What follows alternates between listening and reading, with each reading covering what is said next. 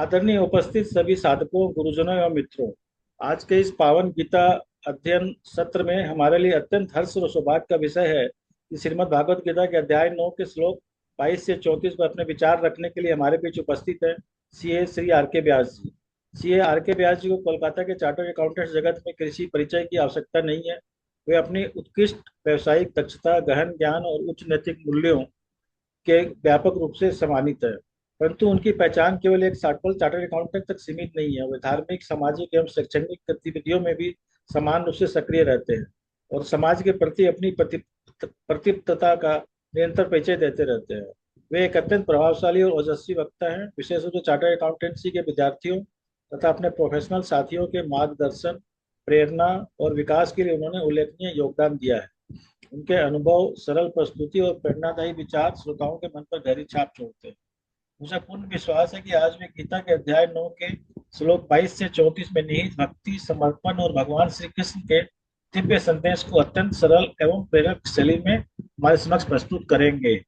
आइए हम सभी तालियों की गड़गड़ाहट के साथ आदरणीय श्री आर के व्यास जी का हार्दिक स्वागत करें और उनसे निवेदन करें कि अपने अमूल्य विचारों से हम सभी का मार्गदर्शन करें। व्यास जी, आपका स्वागत है। राधे राधे राधे राधे।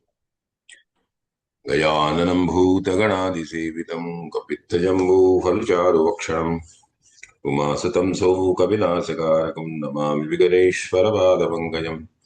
या कुन्देन्दुतुषारहारधवला या सुप्रभस्रावृता या वीणावरदण्डमण्डत्करा या श्वेतपद्मासना या ब्रह्माच्युतशङ्करप्रभृतिभिर्देवैः सदा वन्दिता सा मां पातु सरस्वती भगवती निःशेषजाड्यापहा शुक्लां ब्रह्मविचारसार परमां माद्यां जगद्व्यापिनी वीणा पुस्तकधारिणीं वैदां जाड्यन्धकारापहां हस्ते स्फाटिकमालिकां जददतिं पद्मासने संस्थितां वन्दे तां परमेश्वरीं भगवतीं बुद्धिप्रदां शारदां वसुदेवसुतं देवं कंसचाणूरमर्दनं देवकी परमानन्दं कृष्णं वन्दे जगद्गुरुं वन्दे देववापतिं सद्गुरुं वन्दे जगत्कारणं वन्दे पन्नगभूषणं मृगधरं वन्दे पुषणां मतिं वन्दे सूर्यशशाङ्गिमणिनयनं वन्दे मुकुन्दप्रियं वन्दे भक्तजनाश्रयजवरदं वन्दे शिवं शङ्करं गुरुर्ब्रह्मा गुरुर्विष्णु गुरुर्देवो महेश्वर गुरुर्साक्षात् परं ब्रह्म तस्मै श्रीगुरुवे नमः। मनोजवं मारुततुल्यवेगं जितेन्द्रियं बुद्धिमतां वरिष्ठं वातात्मजं वानरयूथमुख्यं श्रीरामदूतं शरणं प्रपद्ये। योऽन्तः प्रविश्य वाचमिमां प्रसुप्तां सञ्जीवयत्यखिलशक्तिधरस्वधाम्ना अन्याश्च हस्तचरणश्रवणत्वगादीन् प्राणानमो भगवते पुरुषाय तुभ्यम्। जय जय श्री राधे, जय जय श्री राधे, जय जय श्री राधे। आनंद कंद भगवान श्री कृष्ण चंद्र की असीम अनुकंपा से भगवती राधा रानी की विशेष कृपा से हम श्रीमद् भगवत गीता के मर्मस्थान 9वें अध्याय की और अत्यंत ही गुह्यतम पवित्रतम विवेचन सत्र में प्रवेश कर रहे हैं। सभी श्रद्धालु भक्तजनों का इस ज्ञान सत्र के अंदर में सादर स्वागत है। भगवान ने 9वें अध्याय को राजविद्या राजगुह्य योग कहा, क्योंकि भगवान स्वयं करुणा वरुणालय है। इसलिए कृपा सिंधु ने भक्तों पर विशेष कृपा करने के लिए तत्वतः भक्ति का बहुत ही सरल एवं सुगम निरूपण किया है। हम कैसे भगवान को प्राप्त कर सकते हैं और सांसारिक कर्म बंधन से कैसे मुक्त हो सकते हैं। पुनरपि जननम पुनरपि मरणम का जो भाव हमेशा हमें 84 लाख योनियों के अंदर में भटकाता है, उससे हम कैसे पूर्णतया मुक्त हो सकते हैं और जीते जी जीवन मुक्तता का अनुभव भगवान की अहेतुक कृपा के कारण हमें प्राप्त हो सकती है। भगवान ने अभी तक 9वें अध्याय के अंदर में और बड़ा सुंदर निरूपण करते हुए बताया कि हे जीव, तुम ये मान करके चलो कि सार्वभौम सत्ता मेरी है, सब जगह मेरा स्वरूप है, और तुम कभी भी उससे अलग नहीं हो। मैं सब में हूं और मैं सब में नहीं भी हूं। और ठाकुर ने ये भी कहा कि मैं प्रकृति के अधीन नहीं हूं। जीव लेकिन प्रकृति के अधीन है। इसलिए जब भी एको हम बहुश्याम्य का भाव परम ब्रह्म परमात्मा में आता है, तो ठाकुर भी प्रकृति के सहयोग लेकर के और विभिन्न अवतारों के रूप में, यथा नरसिंह, वामन, राम, कृष्ण, बौद्ध आदि अवतारों के अंदर में भक्तों का रंजन करने, दुष्टों को समाप्त करने एवं सद्वृत्ति का पुनर्स्थापन करने के लिए अवतार ग्रहण करते हैं। और जो लोग भगवान को तत्वतः जानते हैं, भगवान के विराट स्वरूप का जिनको आभास होता है, अनुभव होता है भगवान की कृपा से, वो हर जीवों के अंदर में, हर भूत में, हर प्राणी में भगवान की सत्ता का ही साक्षात्कार करते हैं। और इसीलिए चाहे वो सकामी हो या निष्कामी हो, उन्हें भगवान की कृपा का हर क्षण अनुभव होता रहता है। और शुभ अशुभ संकल्पों को वो भी, वो भगवान के चरणाबिंदु के अंदर में पूर्णतया अर्पण कर करके अपने जीवन को यापन करता है। लेकिन जो सकाम भाव से और मेरी पूजा करते हैं या मेरे विभिन्न विग्रहों की, देवताओं की उपासना करते हैं, वो अवश्य उच्च लोकों को प्राप्त करते हैं। स्वर्ग आदि लोकों का भी वो उपभोग करने के बाद जब उसके वो बैंक के बैलेंस समाप्त हो जाते हैं पुण्यों के, पुनः उसको धराधाम पर आना पड़ता है। इसलिए 21वें श्लोक के अंदर में ठाकुर ने कहा था, और जिसका विवेचन हमने हमारी अल्प बुद्धि से भगवती राधा रानी की अहित कृपा से की थी, कि तेतम भुक्त्वा स्वर्गलोकम विशालम। ये विशाल स्वर्गलोक है जिसमें गंधर्व हैं, अप्सराएं हैं, विभिन्न तरह के दिव्य फल हैं, सब तरह की सुख सुविधाएं वहां उपलब्ध हैं। वो भी जो पुण्यशाली लोग अपने कर्मकांड के माध्यम से भगवान के विभिन्न देवताओं की उपासना पद्धति के माध्यम से सकाम भगवान की पूजा के माध्यम से भी यदि स्वर्ग आदि लोकों को प्राप्त भी कर लेते हैं, तो क्षीणे पुण्य मर्त्यलोके वसंति एवं त्रयी धर्म मनुप्रपन्ना गतागतम काम कामा लभंति। तो ऐसे सकाम लोगों को पुनः धराधाम में मृत्यु लोक को आना पड़ता है। इसलिए चाहे वो बड़े ही वेदज्ञ भी हो, क्योंकि वेद भी डू और डोंट की व्याख्या करती है, कौन सा विहित कर्म है, कौन सा निषिद्ध कर्म है, उसका भी आश्रय लेकर के भोगों की कामना वाले ये पुरुष बार बार आवृत्ति को, आवागमन के चक्कर को प्राप्त होते हैं। और पुनः जब पुण्य उनका उदय होता है तो स्वर्ग आदि लोकों का उपभोग करते हैं। अब भगवान अत्यंत गुह्यतम सरल भाव से, सहज भाव से भगवान को प्राप्त करने की भक्ति का निरूपण 22वें श्लोक से कर रहे हैं। और ये श्रीमद् भागवत का, श्रीमद् भगवत गीता का अत्यंत ही पवित्रतम, गुह्यतम भगवान की उक्ति है। अनन्या चिंतयन्तो माम ये जना पर्युपासते तेषाम नित्याभियुक्तानाम योगं क्षेमं वहाम्यहम्। क्या है? ठाकुर बोलते हैं कि जो मुझे अनन्य भाव से चिंतन करते हैं, नित्ययुक्त मेरे साथ जुड़े हुए हैं, मेरे ही पर्युपासत्व स्वरूप के अंदर में प्रवेश कर चुके हैं, मैं उनका योग और क्षेम दोनों को वहन करने की प्रतिज्ञा लेता हूं। देखिए, ठाकुर की ये अंडरटेकिंग है। 9वां अध्याय राजविद्या राजगुह्य रूप में क्यों है? क्योंकि ये कारण ऐसा है कि भगवान ने स्वयं बिना प्रश्न किए ही पार्थ के, और अत्यंत गोपनीय भाव जो भक्ति का है, और बहुत ही सरल है, बहुत ही सुगम है, सहज है, उसका निरूपण भगवान ने पद्मनाभ ने अपने मुखारविंद से किया है। अब शब्द देखिए, हम यहां पर विवेचन में जा रहे हैं कि अनन्य कौन। तो भगवत प्राप्ति की सुगमता के सूत्र ठाकुर प्रतिपादित करते हुए कह रहे हैं कि जो अनन्य भाव से मेरा चिंतन करते हैं। अब शब्द ये आता है कि अनन्यता की परिभाषा क्या है?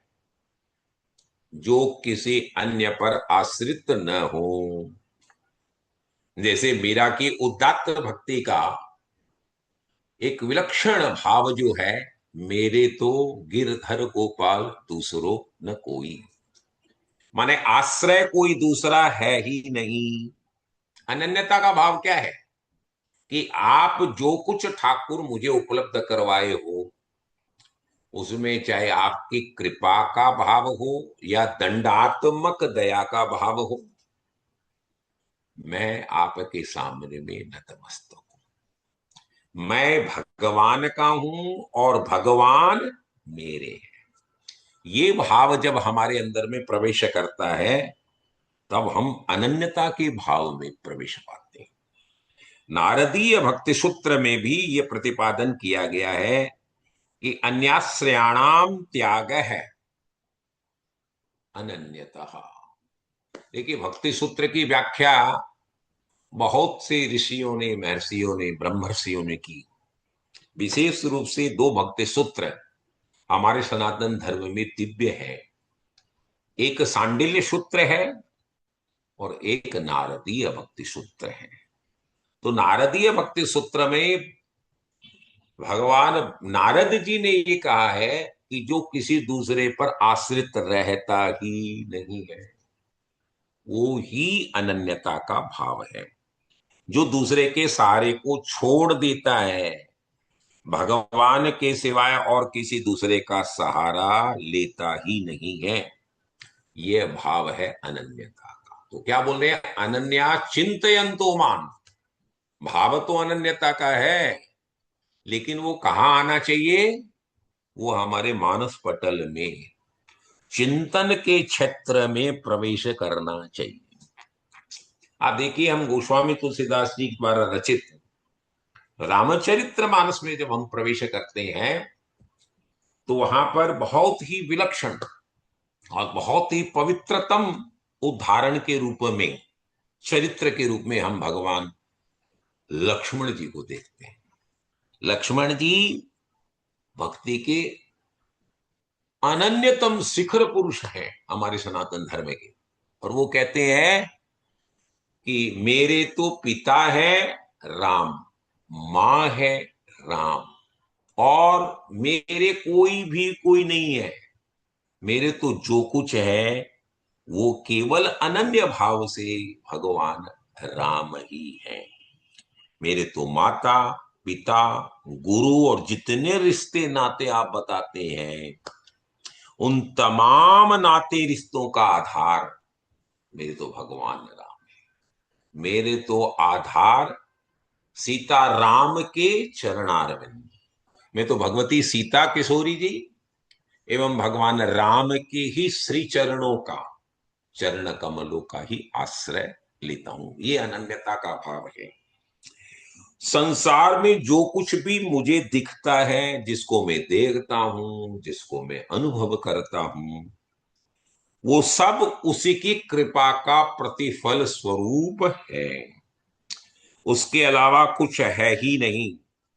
तो जो कुछ मुझे दिखाई पड़ रहा है वो नाना रूपों के अंदर में, चाहे वो रेपिटाइल में भले ही सर्प हो, उद्भिज हो, अंडज हो, वृक्ष हो, पर्वत हो, नदी हो, मनुष्य हो, पशु हो, नारी हो, किसी में भी जो भगवान की ये कृतियां हमें दिखती है वो सब भगवान की बनाई हुई है, इसलिए सब में मेरे को भगवान का ही स्वरूप दिखता है। नाम रूप के अंदर में भीतर में तत्वतः ठाकुर ही है, ये भाव है अनन्यता का। अनन्य में सब वस्तुओं में सब नाम रूपों में भगवान को देखना।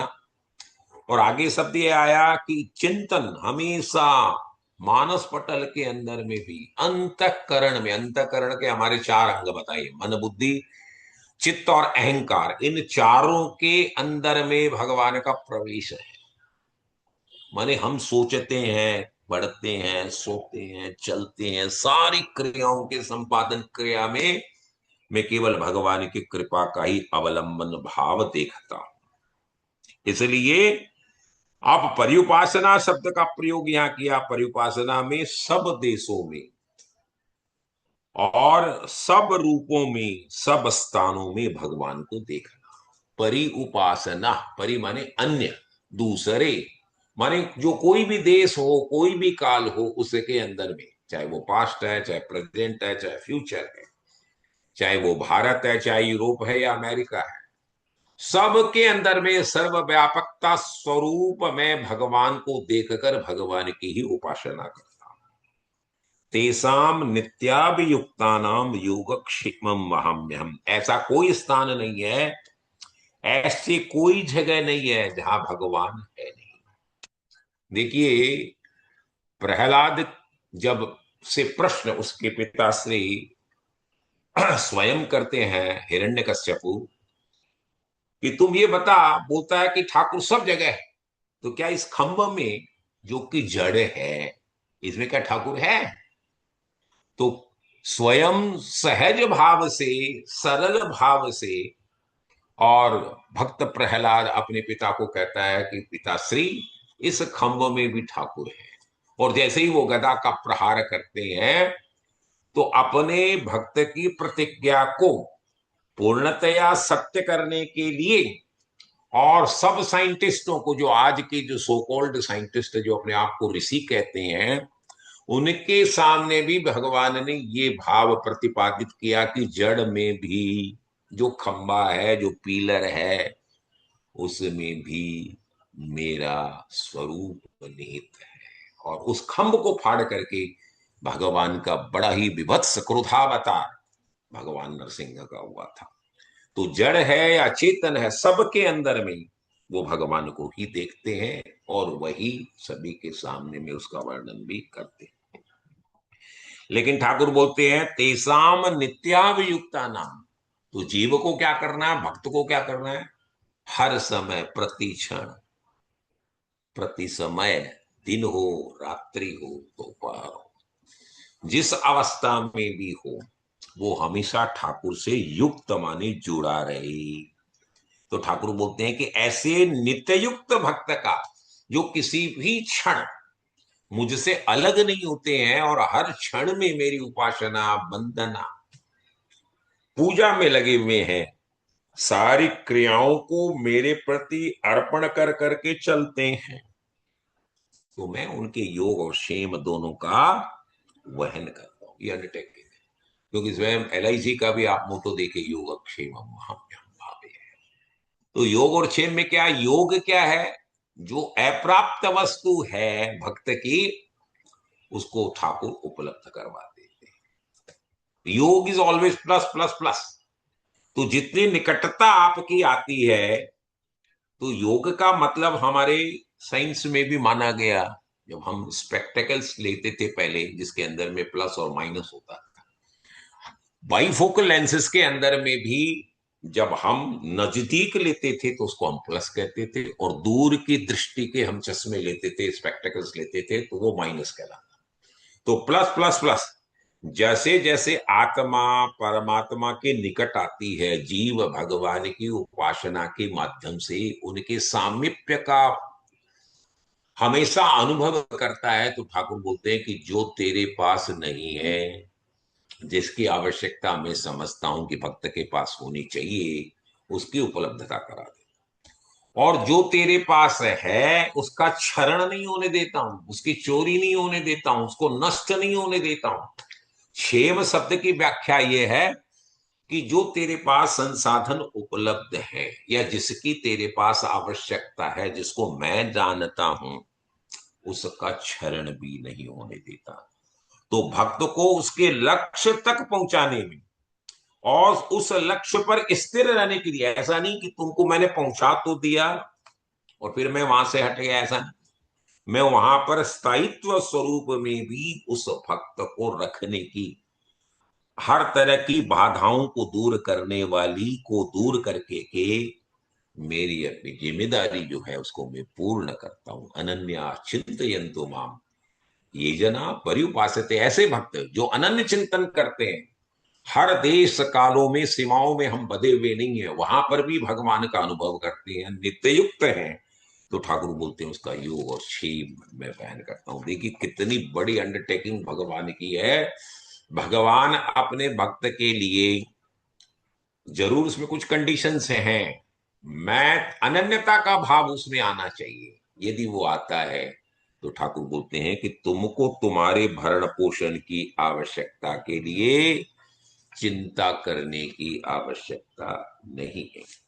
आगे ठाकुर 23वें श्लोक में कहते हैं, ये अपन्य देवता भक्ता यजन्ते श्रद्धान्विता ते भी मामेव कुंते यजंत विधि पूर्वकम। अब क्या होता है कि कई भक्त ऐसे होते हैं जो अलग अलग देवताओं की उपासना करते करते हैं। हमारे सनातन धर्म में ये माना गया है कि जितने भी विग्रह हैं, चाहे वो गणपति हैं, चाहे वो इंद्र हैं, चाहे कुबेर है, चाहे यम है, या जितने भी ग्रह आदि हैं, उसकी उपासना भी अनंतोगत्वा भगवान की ही मानी जाती है। लेकिन हम उनकी उपासना क्यों करते हैं? क्यों?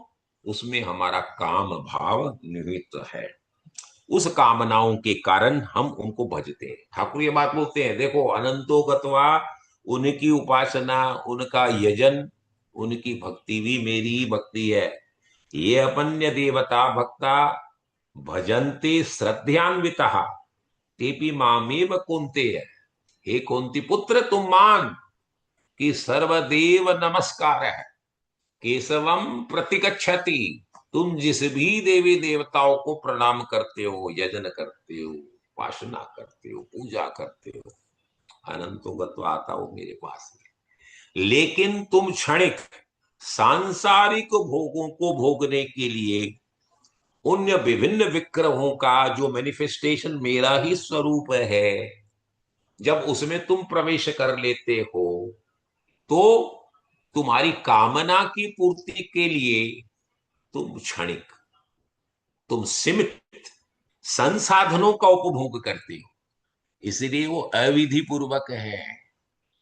यदि तुम निष्काम होकर के पूर्ण ब्रह्म परमात्मा के प्रति अपनी उपासना पद्धति को उन्मुख करते हो, तो तुम्हें इन विभिन्न विग्रहों की आवश्यकता नहीं है।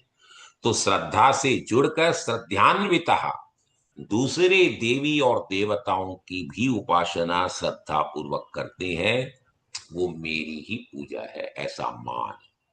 अन्य देवी देवता, चाहे वो गणेश है, लक्ष्मी है, इंद्र है, यम है, कुबेर है, जो भी है, वो वास्तव में अविधि पूर्वक मेरी पूजा करते हैं। उसमें विधि पूर्ण नहीं है, क्योंकि विधि पूर्ण कब होगी? जब तुम संपूर्णतया अपने आप को मेरे अर्पण कर दोगे और उसमें विभाजन रहेगा नहीं।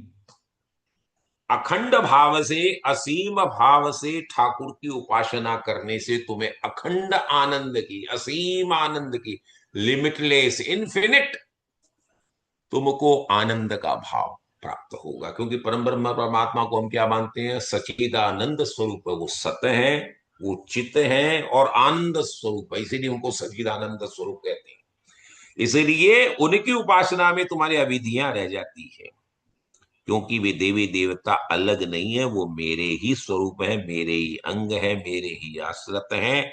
लेकिन अविधि पूर्वक का मतलब हुआ अज्ञान पूर्वक, न जानते हुए। अविधि का मतलब तुम विधि से समझ ही नहीं सके।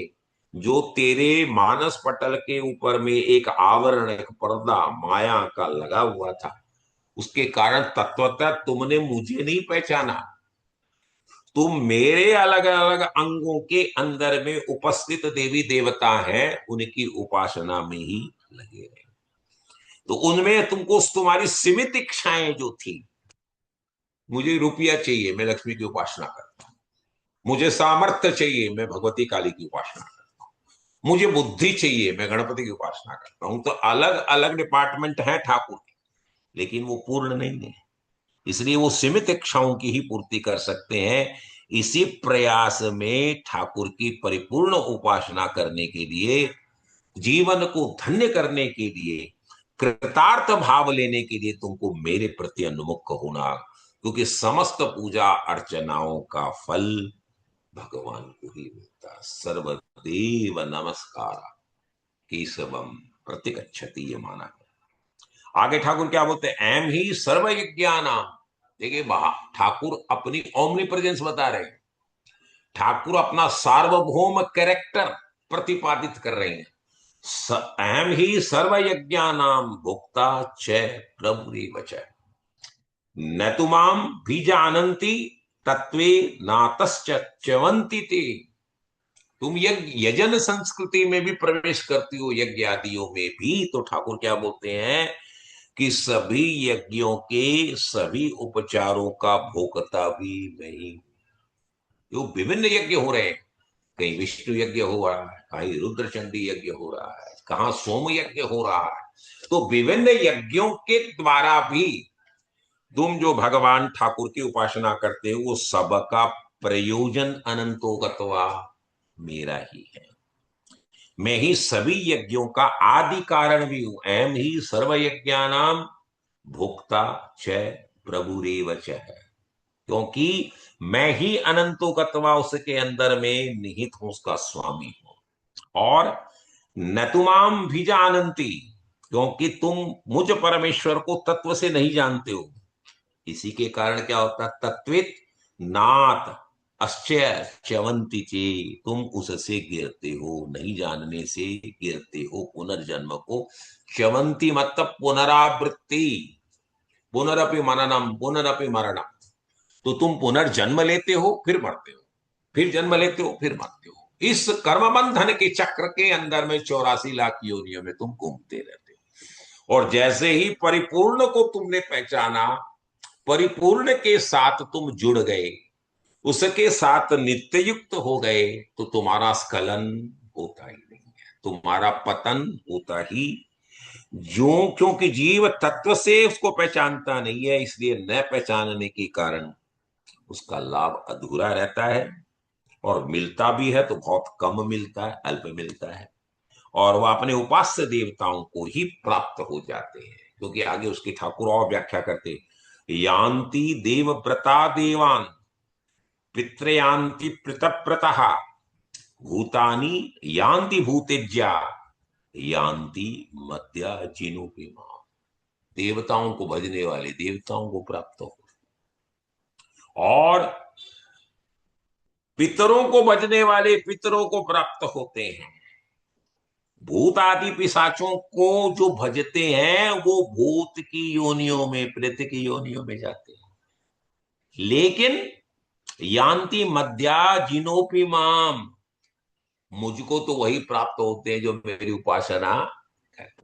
तो ठाकुर ने क्या डिवीजन किया, सरल भाव से बताया कि तुम अपनी कामनाओं की पूर्ति करने के लिए यदि अलग अलग मार्ग अपनाते हो, तो तुम तुम्हारी कामनाओं की पूर्ति तो उनके माध्यम से कर सकते हो, चाहे वो तुम्हारे पितर हैं, चाहे तुम्हारे वो इष्ट देव के स्वरूप में कोई देवता है। लेकिन अनंतोगतवा तुमको यदि चीर शांति, अखंड भक्ति, असीम आनंद का अनुभव करना है, जिस परम धाम में प्रवेश करने के बाद जीव पुनः इस पुनरावृत्ति के चक्र में आता नहीं है, तो उसके लिए तुमको उपासना मेरी ही करनी पड़ेगी। तो क्यों, कारण क्या है? इसके अंदर में भी भाव देखिए, ठाकुर गुणातीत है। हमारे सनातन धर्म में तीन गुण बताए, सत्वगुण, रजगुण और तमोगुण। तो अब सिचुएशन ऐसा है कि सत्व में देवताओं का भाव माना जाता है, रज में पितरों का भाव माना गया, और तामस गुणों के अंदर में भूत प्रेत आदि योनियों का भाव माना गया। इसलिए बोलते हैं ठाकुर के मैं गुणातीत हूं, सत्व रज तम गुणों से मैं परे हूं। जो सत्वगुणी हैं वे देवताओं की उपासना करते हैं और देहावसान होते ही उन देवताओं के रूप को ही प्राप्त करते हैं। जो रजोगुणी हैं वे अपने पितरों की उपासना करते हैं, माता की, पिता की, पितामह की, मातामही की उपासना कर करके पितृपक्ष में श्राद्ध आदि करते हैं और इस तरह से वे पितृलोक को जाते हैं। जो तमोगुणी है वो भूत प्रेत यक्ष राक्षस आदियों की पूजा आदि उपासना करके उनको प्राप्त होते हैं। इसलिए खंडित रूप से, क्योंकि वहां पर खंड खंड भाव, अखंड नहीं है, सीमाएं हैं वहां, लिमिटलेस नहीं है। गुण विशेष का आश्रय लेकर उपासना करने पर उनके अनुसार ही उसको खंडित फल प्राप्त होता है। अब देखिए 26वें श्लोक में, इसलिए यान्ति मध्या जिनोपि माम, इसलिए खंड से अखंड की तरफ जाना हो तो मेरी उपासना करो, तभी तुम मुझे आओगे। प्रभु को करुणावश यह बतलाना पड़ता है कि अल्प बुद्धि से प्रेरित होकर के लोग इस तरह से भटकते हैं, देवताओं का, पितरों का और भूत प्रेत आदि की उपासनाओं को कर करके अपने जीवन को नष्ट करते हैं। ठाकुर बोलते हैं कि ये मैंने तुमको मानव देह दिया है, 84 लाख योनियों में सबसे पवित्रतम यदि योनि बताई तो भगवान ने मानव योनि को बताई। क्यों बताई? क्योंकि इसके अंदर में ये भोग योनि नहीं है, उसके साथ ये कर्म योनि है। कर्म योनि होने के कारण हमको स्वतंत्रता है। जैसे देवता भी एक योनि स्वरूप में रहते हैं, जैसे ही उनका बैलेंस कंप्लीट हुआ उनको देवलोक से नीचे आना पड़ा। उनको स्वतंत्रता नहीं है। मनुष्य को स्वतंत्रता है कि वो अपने कर्मों के माध्यम से अपने स्वरूप का निरूपण करके पुनः ठाकुर के साथ मिलने का संयोग उसे प्राप्त होता है। वो भगवान का सामीप्य प्राप्त करता है, सायुज्य प्राप्त करता है, मोक्ष का वर्ण करता है। ये भाव उसको मनुष्य योनि में ही मिलती है। तो पूर्णता की प्राप्ति आंख बंद करके भी तुम भक्ति के मार्ग पर अलग कोई छोड़ दे, वहन करेगा तो वह उसका पतन होगा।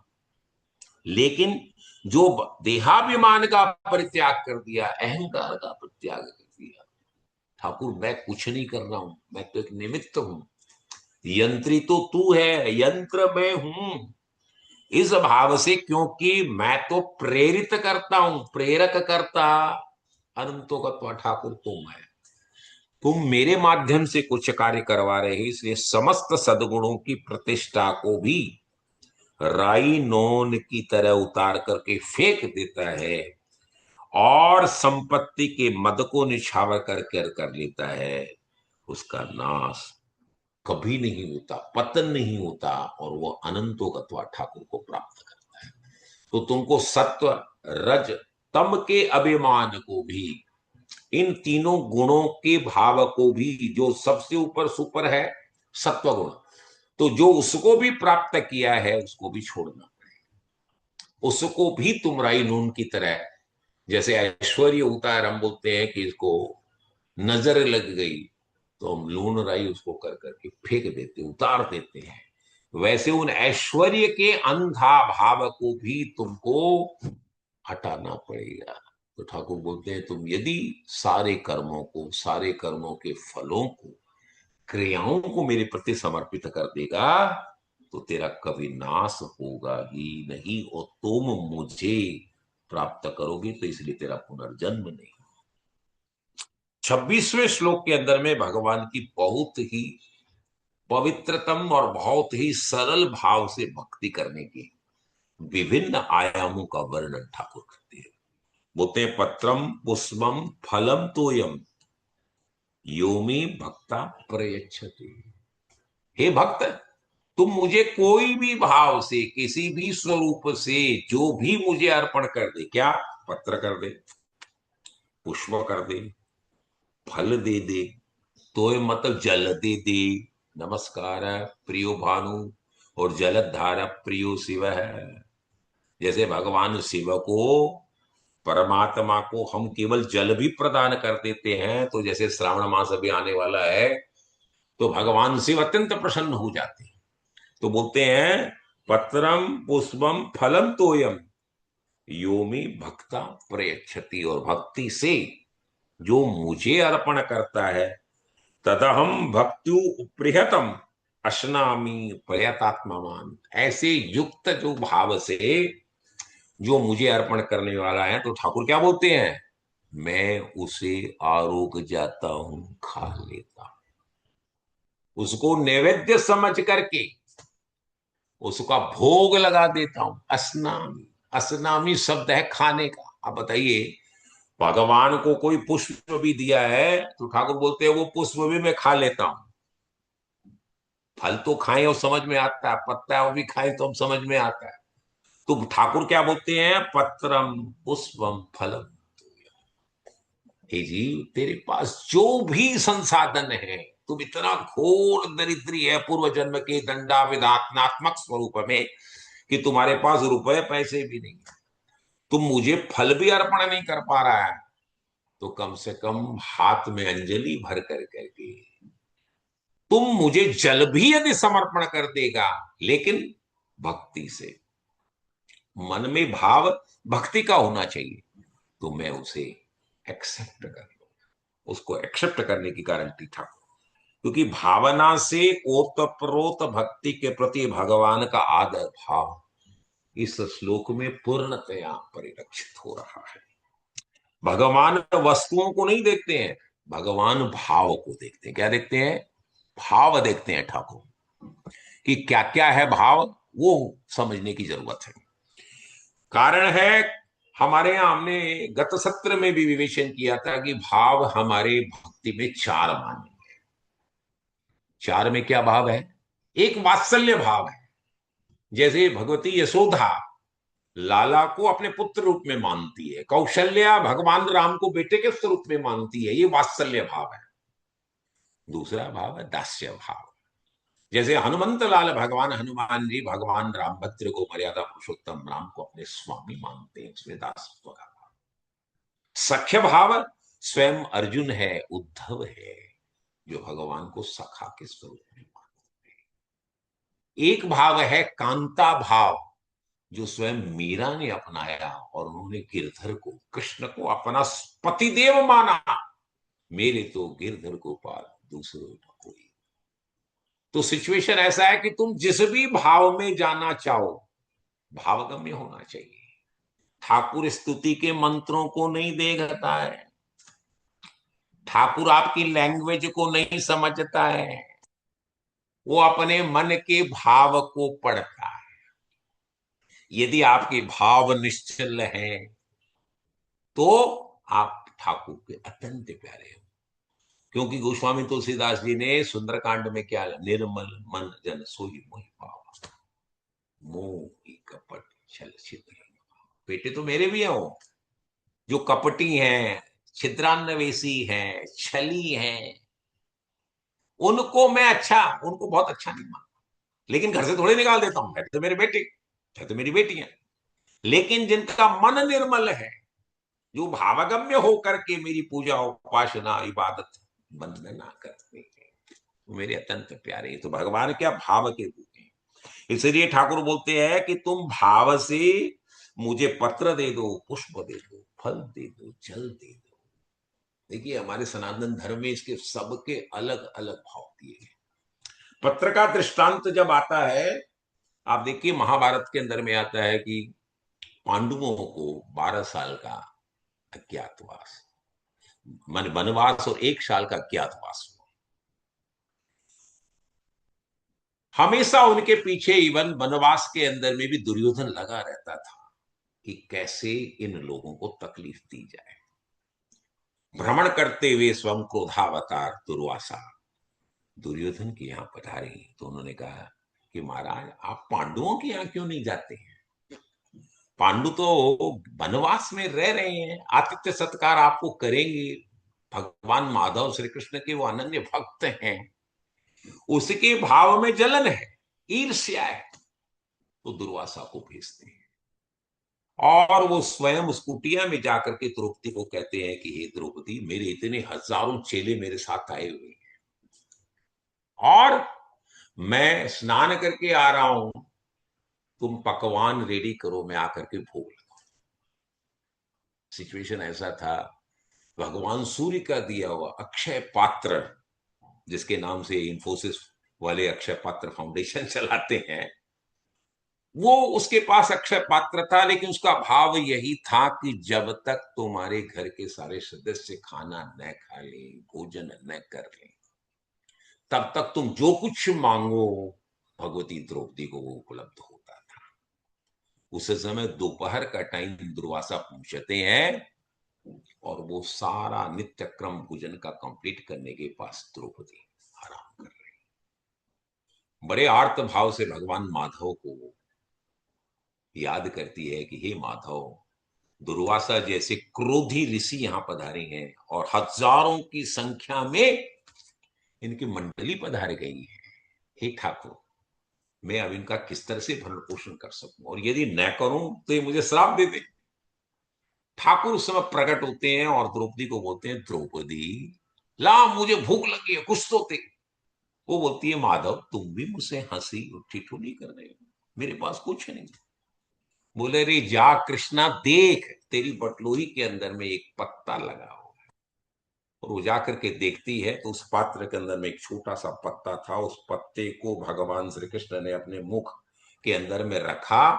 अहम विश्वानरो भूत्वा, भगवान क्या बोलते हैं कि मैं वैश्वानर होकर के सबके पेट के अग्नि का जठराग्नि में स्वरूप के अंदर में पाचन कर देता हूं। और जैसे ही भगवान ने उस पत्ते को आरोगा, स्वयं जो नदी में स्नान करने वाले दुर्वासा ऋषि और उनकी सूरी शिष्य मंडली तृप्त हो गई।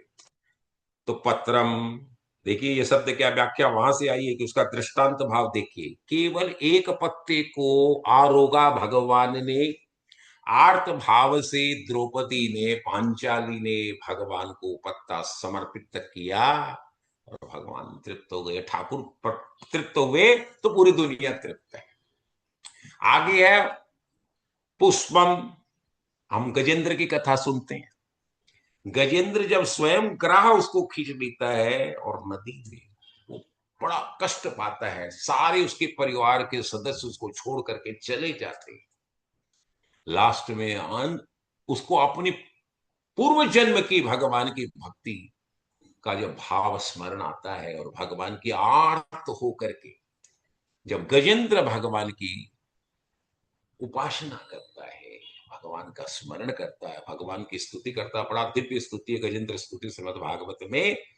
तो बगल में एक पुष्प है कमल का, उसको लेकर के सूंड में और भगवान के प्रति समर्पित करता है। उस आर्त भाव को देख करके पत्रम पुष्पम, द्वितीय भाव आया पुष्प का, उस पुष्प को समर्पित करते ही भगवान हरि गरुड़ पर आसीन होकर के तोड़ते हुए चले आते हैं और अपने सुदर्शन चक्र से उसने ग्राह को समाप्त किया और गजेंद्र की रक्षा कर देते हैं। तृतीय भाव आता है पत्रम पुष्पम फलम तोयम। फल का भाव सबरी में है। देखिए रामचरितमानस में उसका उल्लेख है कि जब सबरी को उसके गुरुदेव ने कहा कि इसी जन्म में सबरी तुम्हें भगवान रामभद्र के दर्शन, और वो उसी समय से भगवान को हमेशा प्रतीक्षारत भाव के अंदर में टूहती रहती है कि कब ठाकुर आएंगे, और उनके लिए मीठे मीठे फल बेर का। और वो फल किया कि भगवान को हम मैं देहूं आरोग्य करूं तो वो खट्टा न हो, इसलिए उसको मुंह से चख कर करके और मीठे फल प्रदान कर रही है।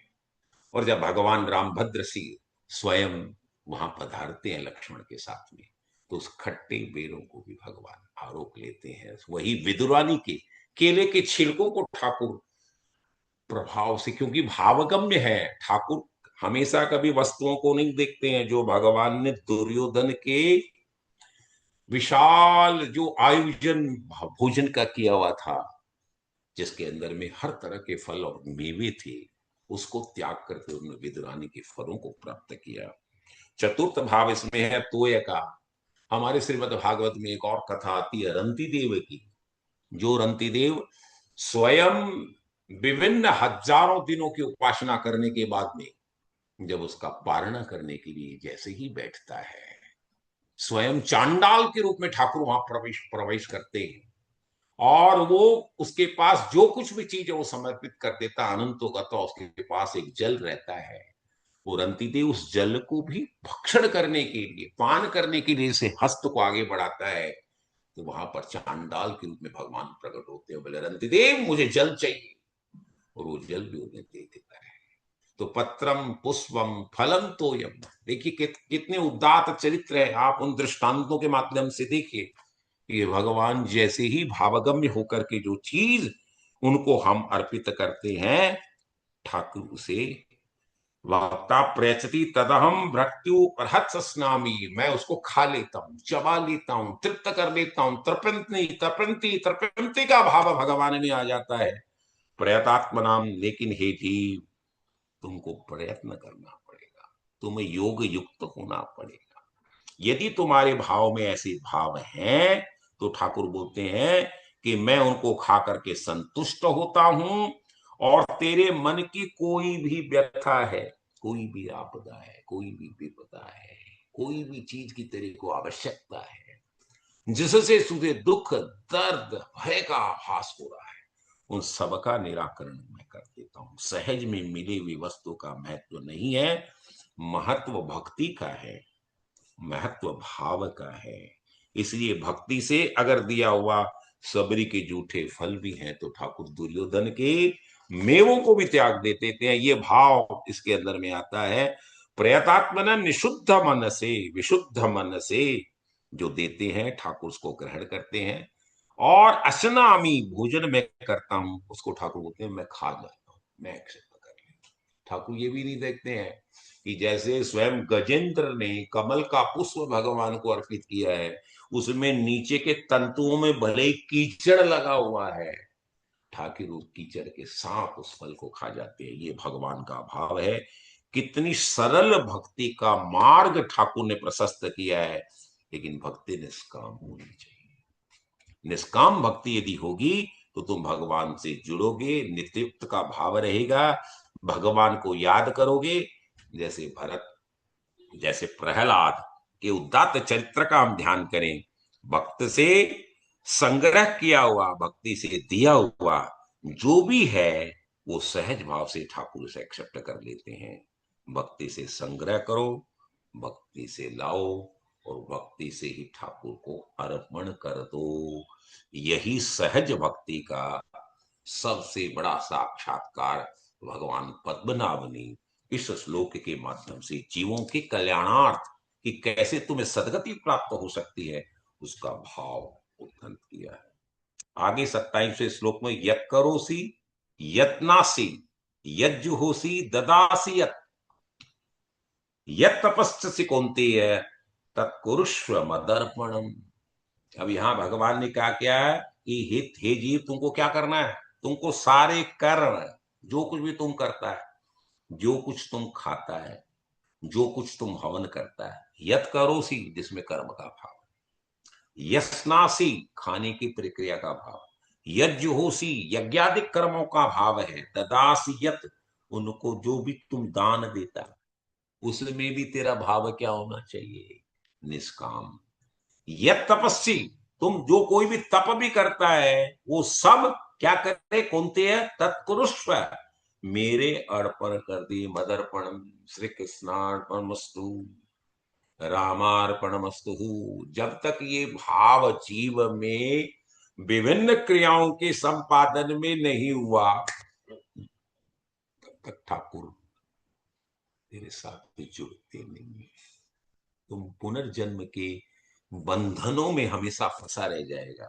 इसलिए ठाकुर बोलते हैं कि तेरे को करना क्या है, भक्ति के संपादन की सरल प्रक्रिया को बताते हुए अर्पण संस्कृति के प्रति हमको उन्मुख, सब जगह देना है, देना है। हमारे सनातन धर्म में तीन शब्द है, अर्पण, तर्पण और समर्पण। अर्पण है केवल देना देना देना, तर्पण है सम्मान। हम हमारे पितरों को हमेशा जलार्पण करते हैं, फलार्पण करते हैं, उनको जो कुछ भी वस्तुएं देते हैं वो तर्पण आता है। तो हमारे सीनियर्स को जो हम रेस्पेक्ट देते हैं, जिन गुरुजनों से हम ज्ञान प्राप्त करते हैं, उनको हम प्रणाम करते हैं, इसलिए वो तर्पण का भाव। वो तीसरा, जो भी क्रिया हम क्रियान्वयन करें उसमें एक्सीलेंस प्राप्त करें, समत्वम योग उच्यते, तब उसमें समर्पण का भाव है कि you must be dedicated to that particular line which has been given by the DNA to you by me. Thakur जिसने जिस डीएनए को बनाकर जिस क्रिया में तुमको पारंगत बनाने के लिए ये जीव को धारण करवाया है, तो इस जीवन में पारंगता प्राप्त करने के लिए तुम्हारे पास समर्पण का भाव आना चाहिए। तो ठाकुर यहां अर्पण बता रहे हैं। संपादन का भाव क्या है? अर्पण का भाव है। तो जीव को ठाकुर अर्पण फिलॉसफी के प्रति, अर्पण संस्कृति के प्रति जीव को उन्मुख कर रहे हैं। अर्पण और दान में देखिए फर्क है। दान जब भी देता है उसमें अहंकार का बोध रहता है। दान देते हैं तब अपने हाथ को हम ऊपर रखते हैं, और अर्पण हम जब करते हैं तब हमारे हाथ नीचे रहते हैं। चाहे हम तर्पण भी करते हैं, ठाकुर के मंदिरों में भी हम कोई फल पुष्प आदि अर्पित करते हैं, भगवान को भोग आरोगते हैं, तो अर्पण में हमेशा हमारे हाथ नीचे रहते हैं। क्योंकि अनंतों आत्मा तेरे मन में ये भाव आना चाहिए कि तू तो देने वाला है ही नहीं, देने वाला तो परमात्मा है। सब कुछ तो दे वो रहा है, मैं तो मात्र निमित्त मात्रम भव सभ्य साचिन। हम गीता के 10वें से 11वें अध्याय में जब भगवान की विराट स्वरूप का चित्रण करेंगे तो वहां ठाकुर बोलते हैं, हे अर्जुन तुम क्या देख रहे हो, ये जयद्रथ है, ये कर्ण है, ये सब मरे हुए हैं, तुमको तो मैं केवल निमित्त बना रहा हूं। मैं वेता नियता पूर्व में निमित्त मात्रम भव सभ्य साचिन। हे अर्जुन तुम तो निमित्त हो, ये सब मैं वेता, मेरे द्वारा पहले ही मार दिए गए। तो भगवान अपने क्रियाओं का संपादन तो ऑलरेडी पहले कर चुके हैं। He wants to give you the grace, gracefully वो तुमको महिमा मंडित करवाना चाहते हैं संसार के सामने में। इसलिए भाव तो अर्पण में देने वाला तो परमात्मा है, इसलिए हाथ हमेशा अर्पण में नीचे होता है। तुम्हारा है क्या जो तुम मुझे दे सकते हो, तेरा तुझको लागे मेरा क्या लागे। क्योंकि जो तुम जिसको भी मैं दे रहा हूं उसके अंदर में भगवान की ही वस्तु है, भगवान की ही चीज है। तो जीव तेरे पास है क्या? मेरे पास है मेरा अहंकार। आई एम द डूअर, मैं कर रहा हूं, मैं करवा रहा हूं। ये जो अहंकार का भाव है, इसका गलन होना, इसको भगवान के श्री चरणों के अंदर में अर्पण कर देना, यही तेरा भाव है जीव का। और जैसे ही तुम जैसे कर्मों को मेरे प्रति अर्पण करोगे, उसके फल मेरे के प्रति अर्पण हो गया। और जैसे ही ये कृतत्व का अभिमान, अहंकार का भाव, फलेच्छा का भाव जब तुम्हारा गलित हो गया, तो अनंतोगत्वा भक्ति अखंड हो गई। तेरे में और मेरे में कोई भी फर्क रहा ही नहीं। जो भी है ये शरीर में, इंद्रिय से, मन से, अपने को जो कुछ भी है वो तुम सब मुझको समर्पित करो। इसीलिए हमारे शास्त्र क्या करते हैं, त्वदीय वस्तु गोविंदम तुभ्यमेव समर्पित। हे ठाकुर ये सारी वस्तुएं मैं तुम्हें ही समर्पित कर रहा हूं। इसलिए इस भाव में भी ठाकुर का यही भाव है कि जो भी वस्तु है वो ठाकुर की है, मेरा कुछ नहीं है, सब कुछ तेरा है। तो ठाकुर क्या बोलते हैं, यत करोशी, तुम जिस भी डीएनए में हो, तुम टीचर हो सही ढंग से पढ़ाओ, तुम व्यापारी हो अच्छे तरीके से कार्य करो। देखिए बात क्या है, भगवान क्या, यत करोशी, जिस डीएनए को मैंने तुम्हें उपलब्ध करवाया, उसमें कार्य संपादन की क्रियाओं का भाव क्या है? यज्ञार्थ हो, निष्काम हो। उसमें चोरी चमारी झंझटबाजी नहीं। ये स्टूडेंट मेरे से ट्यूशन ले रहा है इसलिए उसको मैं अच्छे से पढ़ाऊं, ये गरीब बालक मेरे से ट्यूशन नहीं ले रहा है इसलिए मैं उसे पढ़ाऊं ही नहीं, ये भाव नहीं है।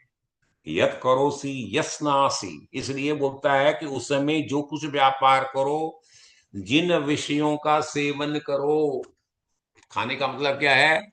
विभिन्न विषय सामग्रियां जो भगवान ने विभिन्न संसाधनों के माध्यम से जीव को उपलब्ध करवाई है, उसमें भी यज्ञार्थ भाव होना चाहिए, निष्काम भाव होना चाहिए कि ये मेरी है नहीं, ये सारे क्रियाओं संसाधनों का उपभोग में जीव के लिए समर्पित करता हूं, क्योंकि पूरी दुनिया के लिए, समाज के लिए, राष्ट्र के लिए मैं यदि जब उनको उपलब्ध करवा देता हूं तो हे ठाकुर अनंतो गतवा, वो संसाधनों द्वारा मैं तेरी उपासना करता हूं, मेरी पूजा करता हूं। जिन यज्ञों का संपादन करो यज्ञ होसी, इसलिए जितने भी अलग अलग तरीके के यज्ञ आदि तुम करो उसमें कामनाएं नहीं होंगी। इसलिए हमारे यज्ञार्थ भाव में क्या करता है कि जब भी तुम यज्ञ के अंदर में आहुति दो, तोम अग्नये स्वाहा, हे अग्निदेव मैं तुम्हें प्रसन्न कर रहा हूं, इदम नमः। हम जब उससे वापस ला करके थोड़े से बिंदु को बगल के पात्र में जहां जल रखा हुआ है उसमें आकर के गिराते हैं तो क्या बोलते हैं? इदम नमः। मैं जो यज्ञ कर रहा हूं, हे इंद्रदेव तेरे लिए कर रहा हूं, अग्निदेव तेरे लिए कर रहा हूं, यमराज तेरे लिए कर रहा हूं, मेरे कल्याण के लिए नहीं। ओम इंद्रय स्वाहा इदम नमः, मेरे लिए नहीं। इसलिए उसमें निष्काम भाव होना चाहिए। तो संपादन करने की ये सारी क्रियाएं, जो कुछ भी दान पुण्य भी तुम करो, उसे यश प्रतिष्ठा मेरे को मिले इसकी आवश्यकता नहीं है। उसके माध्यम से जो डिसएडवांटेज ग्रुप्स हैं, जिनके पास में उनके पूर्व जन्म के दंडात्मक विधान से आज के दिन जो संसाधन उपलब्ध नहीं हो पा रहे हैं, उसको तुम उपलब्ध करवाओ। दान पुण्य आदि का भाव ये है, तप भी करो, व्रत भी करो, तो उसका वसुधि कुटुंबकम की भावना से सर्वे भवन्तु सुखिनः सर्वे सन्तु निरामय का भाव हो। जब ये भाव तेरी विराटता में प्रवेश करेगा तो तेरी सारी क्रियाएं मेरी उपासना, मेरी भक्ति मानी जाएगी। ठाकुर ये बात बोलते हैं, हो करके मुझे समर्पित करो। और ये भक्ति की पराकाष्ठा है कि मैं तो प्रेरित करता हूं ठाकुर, प्रेरक करता तो तुम। इसलिए जब मैं कर्म को ही तेरे प्रति समर्पित कर दिया तो करता मैं नहीं हूं न। कौन है करता? करता ठाकुर। तो जब करता ठाकुर है तो उसके फल मुझे प्राप्त होंगे क्या? नहीं। तो उस फल का कोई दोष होगा वो मुझे लगेगा क्या? नहीं। तो सारे कर्म ही जब भगवान को समर्पित हो गए तो उसके कर्म के फलों का भोक्ता भी अनंत गतवा परम ब्रह्म परमात्मा। इसीलिए कर्म बंधन के माध्यम से पुनरावृत्ति का भाव जो प्राप्त होता है, 84 लाख योनियों का, उसे तुम्हें मुक्ति मिल गई। हे जीव, जैसे ही विराटत्व का भाव आया, निष्काम कर्म क्रियाओं का संपादन हुआ, उस विराटत्व भाव के कारण तुम इसी जन्म के अंदर में जीवन मुक्त हो गए। मरने के बाद तुम्हें मुक्ति मिलेगी ये नहीं है। गीता कहती है कि तुम इसी जन्म में इसी समय सहज भगवान को प्राप्त कर सकते हो। और हमारा वेदांत जिसको बोलता है अद्वैतवाद में, एको हम बहुश्याम है, ठाकुर तो एक है, अलग अलग नानात्व भाव में तुम्हें दिख रहे हैं, तो शिवोहम की भावना आती है। जो शिव है वो ही मैं हूं, जो ठाकुर है वो भी मैं ठाकुर में देख रहा हूं, ठाकुर मुझ में देख रहे हैं। और इस भाव को अनंतो गत्वा तुम प्राप्त कर सकते हो। आगे ठाकुर 28वें श्लोक में करते हैं, स्वभाव शुभम फले रेव, शुभ और अशुभ फल को भी मोक्ष से कर्म बंधने संन्यास योग युक्त आत्मा विमुक्तो मां विश्यसि। कितना सुंदर भाव ठाकुर ने कहा है। इस प्रकार, किस प्रकार? अर्पण फिलॉसफी के माध्यम से शुभ और अशुभ कर्मों को भी फलेरेव है, जिसमें समस्त कर्म भगवान ठाकुर को जो अर्पण कर देता है, चाहे वो शुभ है या अशुभ है, सही है या गलत है, तो उसका भाव, उसके फल तुम्हें चिपकते नहीं। You don't get attached with that. यही अनअटैच्ड जीवन जीने की क्रिया है। पद्मपत्र वे मामसा, हे जीव, तुमको जीना कैसे है? जैसे कमल के पत्ते के ऊपर में जल बिंदु रहते हैं और वो उससे चिपकते नहीं है, तो तुम सारी क्रियाओं का संपादन मुझे अर्पण कर करके क्रियाओं के माध्यम से उसके फल से कंप्लीटली डिटैच्ड हो सकते हो। और कर्म बंधन से तो मुक्त हुआ तो अनंतोगत्वा तुम मुझे ही प्राप्त होगा। विमुक्तो माम पेश्यसि ही। देखिए, श्रीमद् भागवत में एक कथा आती है कि एक जीव भगवान को जब भी अपनी क्रिया को प्रारंभ करता था, ठाकुर को प्रणाम करके क्रियाओं का संपादन कर, उसका विवाह हो गया, उसके छोटे छोटे बच्चे हो गए, वो मांस का व्यापारी था। इसलिए जब भी वो अपनी दुकान को खोलता तो ठाकुर को प्रणाम करता था कि हे ठाकुर, तुमने मुझे मेरी भारिया लगाई मेरे पीछे, और उसके माध्यम से दो मेरे बालक भी आ गए, बालक और बालिकाएं। इनके भरण पोषण के लिए ठाकुर, तुमने मुझे ऐसा जघन्य कार्य किया जिसके अंदर में मुझे पशु की भी हत्या करनी पड़ी। ठाकुर, में बड़ा आर्त भाव से तुझे कहता हूं कि मैं ऐसी क्रियाओं को करना नहीं चाहता, लेकिन मेरे पास इसके अलावा कोई उपाय भी नहीं। तो ठाकुर, ये जो कुछ भी क्रियाएं हैं, मैं इन सबों के भरण पोषण के लिए और सारे कर्मों को तुझे अर्पण कर करके ये जो निकृष्ट कार्य भी है इसका संपादन करने जा रहा हूं। शास्त्र आदेश देते हैं कि उसकी क्रियाओं का फल उस जीव को नहीं मिलता, वो पाप उसे नहीं लगता था। क्यों? कि उन कर्मों को भी वो ठाकुर को अर्पित कर। तो बोलते हैं शुभा अशुभम फलम रेव। इसीलिए ठाकुर बोलते हैं कि तुम शुभ या अशुभ जो भी है, उस फल को भी मेरे भाव में ले आया तो मोक्ष से कर्म बंधनी। और जैसे ही तुमने कर्मों को मेरे प्रति अर्पित किया तो उसके कर्मों का फल भी मेरे प्रति अर्पित हो गया, और जब वो अर्पित हो गया तो तुम कर्म बंधनों से मुक्त हो गया। संन्यास योग युक्तात्मा।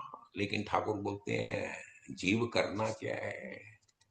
तुमको संन्यास भाव से, संन्यास किसे कहते हैं? त्याग से। और सम्यक रूप से त्याग करने की प्रक्रिया का नाम संन्यास है। इसलिए तुम सम्यक रूप से जब संन्यास का भाव लोगे तभी तुम विमुक्त होगे, और विमुक्त होगे तो अनंतोगत्वा तुम मुझे प्राप्त करोगे। तो ठाकुर क्या बोलते हैं कि तुम अच्छे बुरे कर्मों का फल अच्छा बुरा ही होगा, ये हर आदमी जानता है। Prima facie it is evident. प्रतिफल स्वरूप का बार बार जन्म ग्रहण करोगी, बार बार मृत्यु को करोगे। अच्छे कार्य करोगे तो अच्छे लोगों को प्राप्त करोगे, गलत कार्य करोगे तो नीचे आ जाओगे, तुम्हारी मुक्ति होगी नहीं, कर्म बंधनों में हमेशा फंसे रहोगे। तो यदि कर्म बंधनों से तुमको ऊपर उठना है तो संन्यास योग युक्तात्मा विमुक्तु माम पश्यति। भगवान के लिए, भगवान के सेवकों के लिए, समाज के लिए सम्यक रूप से त्याग जो कर दिया वही संन्यास है। शास्त्र में आदेश देते हैं कि जीव जब भी इस धराधाम पर आता है सनातन धर्म में, वो तीन ऋणों को लेकर के आता है। हमारे तीन डेट्स हैं। वो डेट क्या है? जब हम ब्रह्मचर्य का पालन करते हैं, जिसमें सद साहित्यों का पठन पाठन विवेचन, जिस एजुकेशन प्रोसेस से हम जाते हैं, तो उस ब्रह्मचर्य के पालन के द्वारा हम हमारे ऋषियों के ऋण को चुकाते हैं। तो जब जीव पैदा होता है तो प्रथम ऋण है ऋषि ऋण, द्वितीय उसके उपास है पितृ ऋण, जिसने उसको जन्म दिया, उसकी जनक और जननी माता और पिता। जब वो विवाह आदि के माध्यम से गृहस्थ में प्रवेश करता है और बालक को जन्म देता है, चाहे वो बालक हो या बालिका, संतानोत्पत्ति, उसके माध्यम से वो अपने पितरों के ऋण से उऋण होता है। और यज्ञ आदि कार्यों के द्वारा जब हम यज्ञ करते हैं तो उन यज्ञों के माध्यम से हम हमारे देवताओं के ऋण से उऋण होते हैं। तो हमारे तीन डेट हैं, ऋषि ऋण, पितृ ऋण और तीसरा देव ऋण। हम लेकिन मैं आज इस चीज को मानता हूं कि आज कंटेम्परेरी वर्ल्ड के अंदर में हमारे ऊपर में एक और ऋण है। जिस समाज ने हमें पढ़ाया लिखाया, जिन स्कूलों में हॉस्पिटलों में हमारी परवरिश हुई, हमारे रोगों का उपचार हुआ, आज जब आप संपन्न हो जाते हो, ठाकुर दो पैसे आपको दे देते हैं, तो चतुर्थ ऋण आपका समाज का भी ऋण है। आपको अपने संसाधनों में से कुछ पैसे सामाजिक संस्थाओं को, गवर्नमेंट के या अदर एनजीओ को अवश्य देने चाहिए, जिनके द्वारा स्कूल, हॉस्पिटल आदि हमारी जो सोशल एसेट्स है उनका क्रिएशन हो सके। इसलिए जब तक हमारे अंदर में ये भाव ऋण का नहीं रहेगा, तो यही है सम्यक भाव। क्या है? संन्यास योग युक्त आत्मा। तो सम्यक रूप से त्याग करने की प्रक्रिया का भाव आत्मसात जो करते हैं, जो ज्ञानी त्यागते हैं, भक्त करते हैं, वे सब कुछ प्रभु को अर्पित करते हैं। ठाकुर मेरा नहीं है, ये सब कुछ तेरा है। जिस स्कूल ने हमें हमारा पढ़ाया, जिस कॉलेज में हम पढ़ाई की, आज वो इतनी बड़ी करोड़ों रुपए की प्रॉपर्टी को बनाने वाले कोई ना कोई तो है, चाहे कोई एक परिवार है, चाहे कोई एनजीओ है। आज हमारा भी उत्तरदायित्व बनता है कि उनके विकास के लिए हम भी हमारे संसाधनों में से कुछ रुपयों को अर्पण करें। इसलिए संन्यास योग युक्त होना ही जीव प्रभु के प्रति उन्मुख हो सकता है। प्रभु के समर्पण योग से युक्त रूप से वह विमुक्त होता है। और विमुक्त कैसे होगा? वह इसी जीवन में विशेष रूप से मुक्त हो जाता है। मुक्त शब्द नहीं है, विमुक्त है, विशेष रूप से मुक्त होता है। इसलिए जीवन मुक्तता का भाव है। जीवन मुक्त हो जाता है, अच्छे और बुरे कार्यों को करते रहने पर भी इनके फल से वो मुक्त हुआ, वो जीवन मुक्त ही बन जाता है। आगे ठाकुर क्या बोलते हैं 29वें श्लोक में, समोहम सर्वभूतेषु। तुम क्या देख रहे हो? सब कुछ तो मैं हूं। सर्वभूतेषु न में द्वेषो स्थिति न प्रिय है। मेरे मन में कोई पक्षपात नहीं है अर्जुन। मैं किसी से द्वेष और किसी से राग करता हूं? नहीं। ठाकुर निरपेक्ष होते हैं, उनके लिए सब बच्चे, चाहे पशु हैं, पक्षी है, उद्भिज है, अंडज है, वृक्ष है, सब उसके ही जीव है। सब भूतों में मेरा भाव समाहित है। ये भजंती तुमाम भक्ता मई तेसु चाप्यहम। इसलिए जो भक्त मुझको जिस प्रेम से भजता है, वे मुझ में और मैं उज में उसी तरीके से प्रत्यक्ष दिखता हूं। इसलिए बोलते हैं समोहम सर्वभूतेषु न में द्वेषोस्ति न प्रिय है। निरपेक्ष है भगवान ठाकुर। इसीलिए ब्रह्मा के पास, भगवान शिव के पास प्रार्थना करने के लिए, तप करने के लिए हिरण्याक्ष जाता है, हिरण्यकश्यप जाता है, कंस जाता है, रावण जाता है। उनको भी भगवान वर देते हैं। भगवान के पास में कोई पक्षपात नहीं, उनके यहां कोई जाति नहीं है, कोई वर्ण नहीं है, कोई योनिया नहीं है। भगवान के सब बालक हैं, सब उसके ही सब कुछ है। ये भजन तुमाम भक्ता, यदि जो मुझको जैसे भजते हैं, मैं भी उनको वैसे ही भजता हूं। इसीलिए ठाकुर बोलते हैं कि मैं तो तुम्हें हमेशा स्मरण करता हूं जीव, तस्मात् सर्वेषु कालेषु। तुमको हर क्षण हर प्रति समय मेरा स्मरण अनुस्मरण करना चाहिए। शब्द है अनुस्मरण। 8वें अध्याय में भगवान ने कहा तस्मात् सर्वेषु कालेषु मामनस्मरण युद्ध च है। यो जो अलग अलग वाइसेस आती हैं तेरे जीवन के अंदर में, उससे तू झगड़ा कर, युद्ध कर, उसका प्रतिकार कर, लेकिन करना क्या जीव तेरे को? हर समय मेरा अनुस्मरण कर। तो अनुस्मर वहां स्मरण नहीं है, अनुस्मर है। अनुस्मर क्यों? भगवान हमें स्मरण करते हैं और उसके प्रत्युत्तर में हम भगवान को अनुस्मरण करते हैं। जीव तुम सांसारिक प्रपंचों में फंस करके और मुझे भूल जाता है। मैं कभी नहीं भूलता। बायोलॉजिकल माता और पिता भी जब अपना बेटा और बेटी कोई काम से चले जाते हैं, देर हो जाती है, रात हो जाती है, वो याद करते हैं मेरा बेटा नहीं आया, मेरी बेटी नहीं आई, मेरा पोता नहीं आया, वो उनको स्मरण करती। उनके जन्मदिन पर उनको पहले स्मरण आता है और टेलीफोन उठा करके पहले पूछते हैं बेटा खा लिया है क्या, तुम्हारी आज क्रियाएं क्या होगी। तुम भले उनको भूल जाओ, जब तुम्हारे बायोलॉजिकल मदर और फादर पेरेंट्स भी तुम्हें भूलते नहीं है, तो जो परम पिता है, परम माता है, जो परम पिता में है, वो तुम्हें कैसे भूल सकता है। हर क्षण हर प्रति क्षण तुम्हारी हर व्यवस्थाओं का संपादन करने के लिए उसकी सारी विधाएं, उनकी जितनी भी आर्मी है ठाकुर की, जितने डिपार्टमेंट्स हैं, वो अनब्रेक विदाउट एनी इंटरप्शंस कार्य कर रहे हैं। और वो कभी तुमसे उस प्रत्युत्तर के भाव के अंदर में कुछ चाहते भी नहीं है। चाहते क्या है? अनुस्मरण। तस्मात् सर्वेषु कालेषु, तुम केवल मेरा स्मरण कर, इसे समोहम सर्वभूतेषु न मे देशोस्ति न प्रिय है, ये भजन तुमाम भक्ता मई तेसु चाप्यहम च अपि अयम। मैं भी यही भाव है ठाकुर के साथ में। क्या? सब भूतों में मैं समान भाव रखता हूं, सब प्राणियों के प्रति मेरे मन में सम्मान है। इसलिए कोई ऐसा नहीं है जिससे प्रभु कभी द्वेष करे। अब आप बोल सकते हैं कि उन्होंने रावण को मारा क्यों, कंस को मारा? उसके पूर्व जन्म का ऐसा विधान था, उन कर्मों का फल ही उस जीव ने भोगा है। ठाकुर कोई भी प्रायोरिटाइजेशन नहीं करती, कोई डिस्क्रिमिनेशन नहीं है।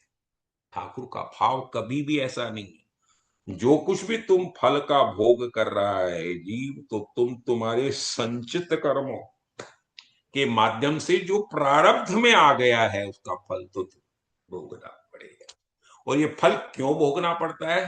क्योंकि तुम्हारे मन में कामनाएं रहती हुई, जैसे ही कामनाओं का क्षय हुआ और भगवान के साथ नित्य युक्त अनन्य चिंतन का भाव आया, तुम कर्म बंधनों से पूर्णतया मुक्त हो जाएगा। इसलिए ठाकुर क्या बोलते हैं? ये भजन तुमाम भक्ता मई तेसु च अप्याम्यम। जो भक्ति से मेरा यजन करते हैं वे मुझ में रहते हैं और मैं उनमें रहता हूं। जो मैंने कहा ना कि वेदांत का जो क्लाइमेक्स है, चरमोत्कर्ष ऑफ वेदांतिक फिलॉसफी, शिवोहम शिवोहम, मैं स्वयं साक्षात शिव हूं। वेद में हमारे प्रभु को शिव शब्द का प्रयोग किया गया है। इसलिए मैं और ठाकुर में कोई फर्क है ही नहीं, क्योंकि ईश्वर जीव अंश अविनाशी। हम 15वें अध्याय में जब प्रवेश करेंगे तो वहां क्या आएगा? मवेवांशो जीवलोके जीव भूत सनातन है। हे जीव, तुम कौन हो? तुम मेरा अंशी हो। तो इसलिए वे मुझसे रहते और मैं उनमें रहता हूं। अब बात क्या है, गलती किसकी है? अब आप देखिए कि एग्जाम्पल के रूप में ठंड का समय है, शादी विवाह हो रही है, अग्नि प्रज्वलित कर करके लोग अंगीठियां रख देते हैं। तो जो लोग अग्नि के नजदीक जाते हैं उनको शीत का भाव प्राप्त नहीं होता, उनको गर्म मालूम। और जो अभागे हैं, जो जानबूझ के इंटेंशनली और उस ठंडक के समय में भी, विषम शीत परिवेश में भी अग्नि का उपभोग नहीं करना चाहते, उन्हें तो ठंडक लगेगी कि नहीं। तो इस प्रतीकात्मक स्वरूप में ठाकुर क्या कहते हैं कि जो मेरे नजदीक आया, जो अग्नि के पास समीप आया, प्रोक्सीमेट टू गॉड, जो अपने इष्ट देव के नजदीक पहुंचा, उसकी उपासना, वंदना, भक्ति किया, उसे तो मेरा भाव प्राप्त हुआ नहीं। तो गलती क्या अग्नि में है क्या? अग्नि क्या तत्व है? परमात्मा तत्व है। अग्नि क्या है? परमात्मा तत्व। अपने कहते हैं ना कि हम 5 एलिमेंट के अंदर में भूमि, गगन, अग्नि, वायु, जल, इन पांचों पंच महाभूत क्या है? ये भगवान की व्यक्त प्रकृति है। जब व्यक्त प्रकृति के अंदर में भगवान का मैनिफेस्टेशन होता है, तो अग्नि में दोष नहीं है। दोष उस कंपार्टमेंटेशन के अंदर में, एक कंपार्ट के लोग उसके नजदीक जा रहे हैं, उनको सुखानुभूति हो रही है, और जो उनके पास नहीं जा रहे हैं, जो नास्तिक हैं, वो उसका अनुभव प्राप्त करते हैं। तो कभी भी डिस्क्रिमिनेशन का भाव अग्नि में है क्या? नहीं है। तो ठाकुर निरपेक्ष हैं। जो लोग भोग विलास चाहते हैं, ठाकुर बोलते मरो, उनको भगवान का अनुभव होता नहीं। लेकिन जो मुझको प्रेम से भजते हैं, उनको मेरा अनुभव होता है। वे मुझ में है और मैं उनमें। ये भगवान का भाव है। अब हम तीसरे श्लोक में प्रवेश कर रहे हैं। ये अद्भुत श्लोक है, अद्भुत श्लोक है। भगवत गीता का सोशलिज्म प्रिंसिपल को प्रतिपादन करने का भाव, मैं कोई इज्म की बात नहीं कर रहा हूं, कैपिटलिज्म, मार्क्सिज्म, सोशलिज्म, समता के भाव को यदि भगवान ने अपनी करुणा का, अपनी कृपा का, अपनी दया का यदि भाव दिखाया है, तो अपि चेत दुराचारो, अपि चेत सद दुराचारो, अरे ऐसा दुष्ट भी जो कभी भी आचरण अच्छा नहीं करता, जो दुराचारी था, ठाकुर बोलते हैं, वो भी यदि भजते मामन्य भाग, यदि मैं पश्चाताप कर करके मेरी उपासना, मेरी भक्ति करना प्रारंभ कर देता है, साधुरेव समन्तव्य है। ठाकुर बोलते हैं अरे ऐसा दुराचारी भी, जो किसी परिस्थितियों में फंस कर भी कोई गलत कार्य करने लग गया था, लेकिन आज उसके मन में ये भाव जागृत हो गया कि मुझसे गलतियां हो गई ठाकुर, मैं पश्चाताप कर रहा हूं, एटोनमेंट कर रहा हूं, ठाकुर मैं अब गलती नहीं कर रहा, मेरा ये निश्चय भाव है ठाकुर, अब मैं इस गलत रास्ते में जाऊंगा नहीं। तो ठाकुर बोलते हैं ऐसे मार्ग पर जो पुनः मेरे साथ जुड़ने के लिए जो जीव आ गए, साधु रेव समन्तव्य है, वो साधु ही हैं, वो सज्जन व्यक्ति ही हैं, सम्यक व्यवस्थित हो ही सा है। लेकिन अंडरटेकिंग है, ठाकुर बोलते कंडीशन है, वो सम्यक भाव से मेरे साथ जुड़ा हो, फॉर्म डिटर्मिनेशन से पश्चाताप कर करके अपनी पुरानी गलतियों के प्रति मन में क्षोभ प्रकट कर कर मेरे उन्मुख हो जाता है, तो दुराचारी भी, जो कभी भी पाप योनियों में प्रवेश कर गया था, पाप को जिसने अपने जीवन की शैली बना ली थी, वो जीव का भी कल्याण करने की अंडरटेकिंग ठाकुर बोलता है। ठाकुर बोलते हैं कि मेरे बेटे मेरी बेटियां यदि कभी कोई गलती कर भी ले, लेकिन यदि वो भूल कर करके, पश्चाताप कर करके मेरे पास वापस आ जाए, तो मैं कहता हूं उसका कभी नाश नहीं होगा। अरे मेरे बेटे हैं, मेरी बेटियां हैं, उन्होंने किसी समय कोई गलतियां की भी है, तो मैं उन पर मेरी करुणा, मेरी दया उड़ेलने के लिए तैयार हूं।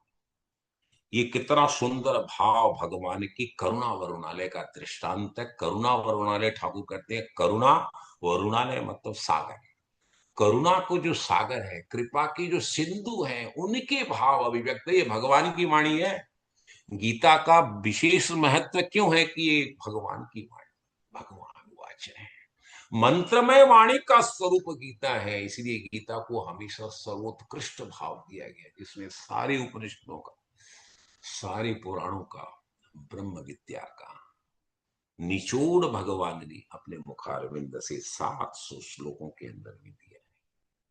इसलिए बोलते हैं प्रभु की करुणा का ये अति विलक्षण आश्वासन है कि दुराचारी से दुराचारी व्यक्ति भी यदि एक बार सम्यक रूप से यह निर्णय ले ले, सम्यक व्यवस्थित से निश्चय वाला, निश्चयात्मक बुद्धि से उसने भली भांति निश्चय कर लिया है कि परमेश्वर की, ठाकुर की पूजा के अलावा अब अन्य कोई साधन नहीं है, तो बोलते हैं ठाकुर के ऐसा दुराचारी व्यक्ति भी हजार हजार गलतियां भी कर ले, पाप भी कर ले, लेकिन अनंतोकत्वा प्रभु की तरफ आ जाए, पश्चाताप के साथ मेरा भजन करने लगी, तो ये सारे के सारे पाप को धोना मेरा कर्तव्य है। मैं उसको नस्पिंकिल कर देता हूं। जैसे जिस कपड़े पर दाग लगा हुआ है और साबुन के माध्यम से हम उसको परिमार्जन कर देते हैं, ठाकुर बोलते हैं मैं उसको परिमार्जित कर देता हूं। उनको पुनः शरीर प्राप्त नहीं होगा, फिर चाहे वे किसी भी जाति के हो, वर्ण के हो, लिंग के हो, उसमें कोई भगवान का मन में भेद नहीं, क्योंकि आगे भी श्लोक में ठाकुर का मेरे लिए कोई न राग है न द्वेष है।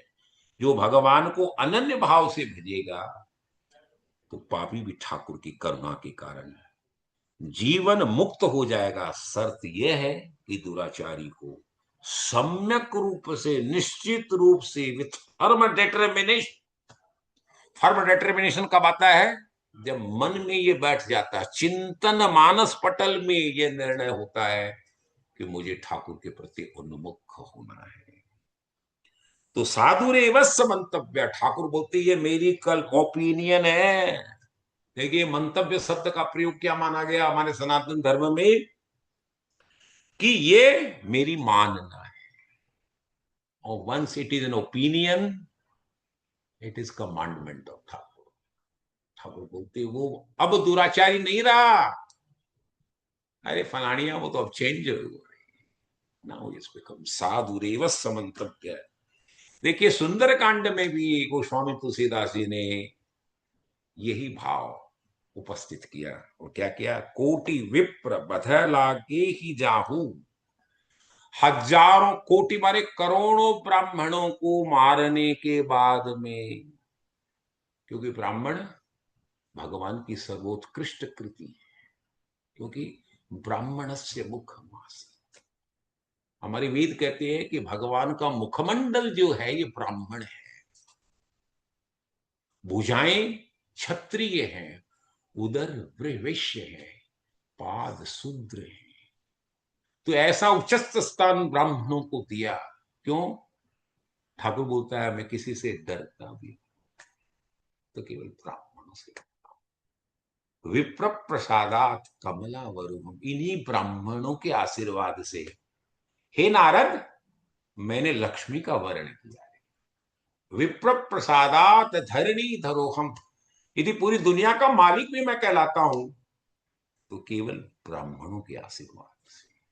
तो यहां कहते हैं कोटि विप्र बदला के ही जाओ, इतना दुराचार किया है, कोटि कोटि ब्राह्मणों को भी इस दुराचारी ने मार दिया है। आई शरण तजऊ नहीं ना, मैं उनको छोड़ता नहीं, मेरी शरणागति में जब आ जाता है तो मैं उनको पकड़ लेता हूं।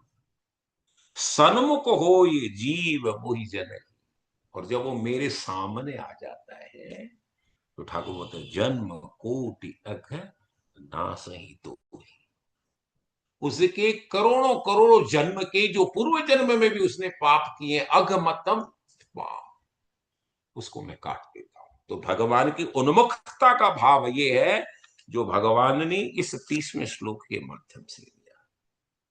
31वें में ठाकुर कहते हैं क्षिप्रम भवति धर्मात्मा शाश्वत शांति निगच्छति।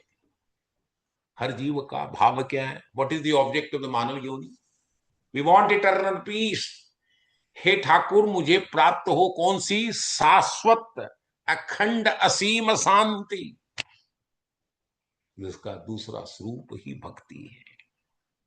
तो क्षिप्रम भवति धर्मात्मा, और ऐसा दुराचारी जब मेरे प्रति उन्मुख होता है तो वो बहुत फटाफट, क्षिप्र बोलते हैं शीघ्र, क्षिप्रम भवति धर्मात्मा, वो धर्मात्मा बन जाता है। शाश्वत शांति निगच्छति कौनते हम प्रति जाना ही न में भक्त प्रणश्यति। पुनः भाग, ठाकुर ये अंडरटेकिंग दे रहे हैं। This is the promise given by the almighty to all जीवास, नम भक्त प्रणश्यति। ऐसा दुराचारी भी जब मेरी शरण में आ जाता है, क्षिप्रम भवती, तो उसको क्या है, धर्मात्मा बना देता हूं, अखंड शांति प्रदान करता हूं। और कौंतेयम प्रति जाना ही, हे अर्जुन मैं तुम्हें निश्चय पूर्वक कहता हूं, न मैं भक्त प्रणश्यति, मेरा भक्त का कभी नाश होता ही नहीं। माने जो मेरा भक्त बन गया न, वह 84 लाख योनियों में जो भटकने का जो चक्र है, पुनरपि जननम पुनरपि मरणम जठरे सयनम, जो है उसको गर्भ में वापस जाना नो लेने की उसकी आवश्यकता नहीं है। वो पूर्णतया इस जीवन मुक्तता को प्राप्त कर लेता है। प्रभु की कितनी करुणा है, आप सोचिए। ठाकुर वो मेरा भक्त बन जाता है तो ठाकुर बोलती है मेरी प्रतिज्ञा है, मैं तेरी प्रतिज्ञा को तोड़ने नहीं देता हूं। ठाकुर कौन, कुंती पुत्र को कह रहे हैं। कुंती पुत्र कौन है? भगवान का भक्त है। इतना उदात्त चरित्र कौंतेय का है, ज्येष्ठ ये अर्जुन का है। उसके लिए ठाकुर बोलते हैं मैं तुझे कहता हूं, देखिए क्या कहते हैं, मैं उसका कभी नाश नहीं। आप देखिए महाभारत के अंदर में घनघोर युद्ध हो रहा है। भीष्म पितामह जब युद्ध करते हैं और घोषणा कर देते हैं कि कल घनघोर युद्ध होगा, मैं पांडवों को छोड़ूंगा नहीं, और इधर भगवान श्री कृष्ण ने प्रतिज्ञा की थी कि मैं निरशस्त्र रहूंगा, मैं अस्त्र लूंगा ही नहीं। आज भगवान की प्रतिज्ञा का निरीक्षण करने का, एग्जामिनेशन का समय आ गया। भीष्म और जैसे ही दिव्यास्त्रों का प्रयोग अर्जुन पर करते हैं और इस तरीके से बाणों से पूरे रणांगन को आच्छादित कर देते हैं, स्वयं पांडव सोचते हैं कि आज हमारा काल आ गया, क्योंकि देवव्रत भीष्म के सामने में कोई टिकने वाला है ही नहीं, जिसने साक्षात भगवान शिव से आराधना करके दिव्यास्त्र प्राप्त किए हैं। ठाकुर ने देखा कि आज तो अर्जुन गया। भगवान स्वयं नीचे उतर करके रथ के पहिए को हाथ में लेकर के उसको सुदर्शन चक्र बनाते हुए भीष्म के सामने में खड़े। भीष्म बोलते हैं हे माधव, हे कृष्ण, तुमने तो प्रतिज्ञा की थी कि मैं अस्त्र नहीं लूंगा। तो ठाकुर बोलते हैं आज मैंने भी प्रतिज्ञा ली थी कि मेरा भक्त कुंती है, जो अर्जुन है, वो उसका नाश नहीं हो सकता। इसलिए साहब का न में भक्त प्रणश्यति, आज मेरी प्रतिज्ञा भी चले जाए भीष्म तो मैं प्रतिज्ञा को तोड़ने के लिए तैयार हूं, क्योंकि भक्त तो मेरा मुकुटमणि, मैं भक्तों का दास, भगत मेरा मुकुटमणि, मैं भक्तों के लिए मेरी प्रतिज्ञा को भी तोड़ने के लिए तैयार हूं। इसलिए ठाकुर की अगेन रीअफर्मेशन, अगेन अंडरटेकिंग है कि मेरा भक्त चाहे किसी भी भाव में मेरे को भजे, मेरे पास नित्ययुक्त भाव से आ जाए, मैं उसका कभी नाश नहीं। माही पार्थ व्यपाश्रित्य ये पिस्यु पापयो में। अब ठाकुर बोलते हैं आगे चल, दुराचारी की व्याख्या की, अब पाप योनियों की भी बात कर ले। स्त्रियो वेश्यास्तथा शूद्रो तेपी याति पराम गति।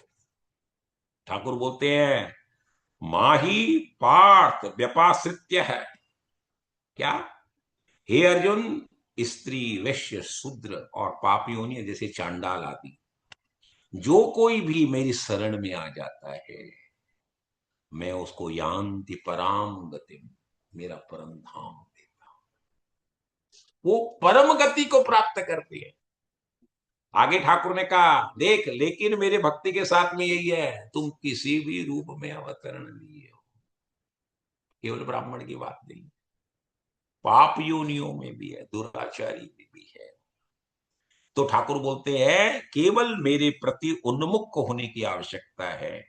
समता के भाव को प्रतिपादित करते हुए कहते हैं ठाकुर के सब मेरे लिए समान है, चाहे वो स्त्री हो, पुरुष हो, ब्राह्मण हो, क्षत्रिय हो, वैश्य हो, शूद्र हो। देखिए अलग अलग योनियों का वर्णन किया है, स्त्री, वैश्या तथा शूद्र।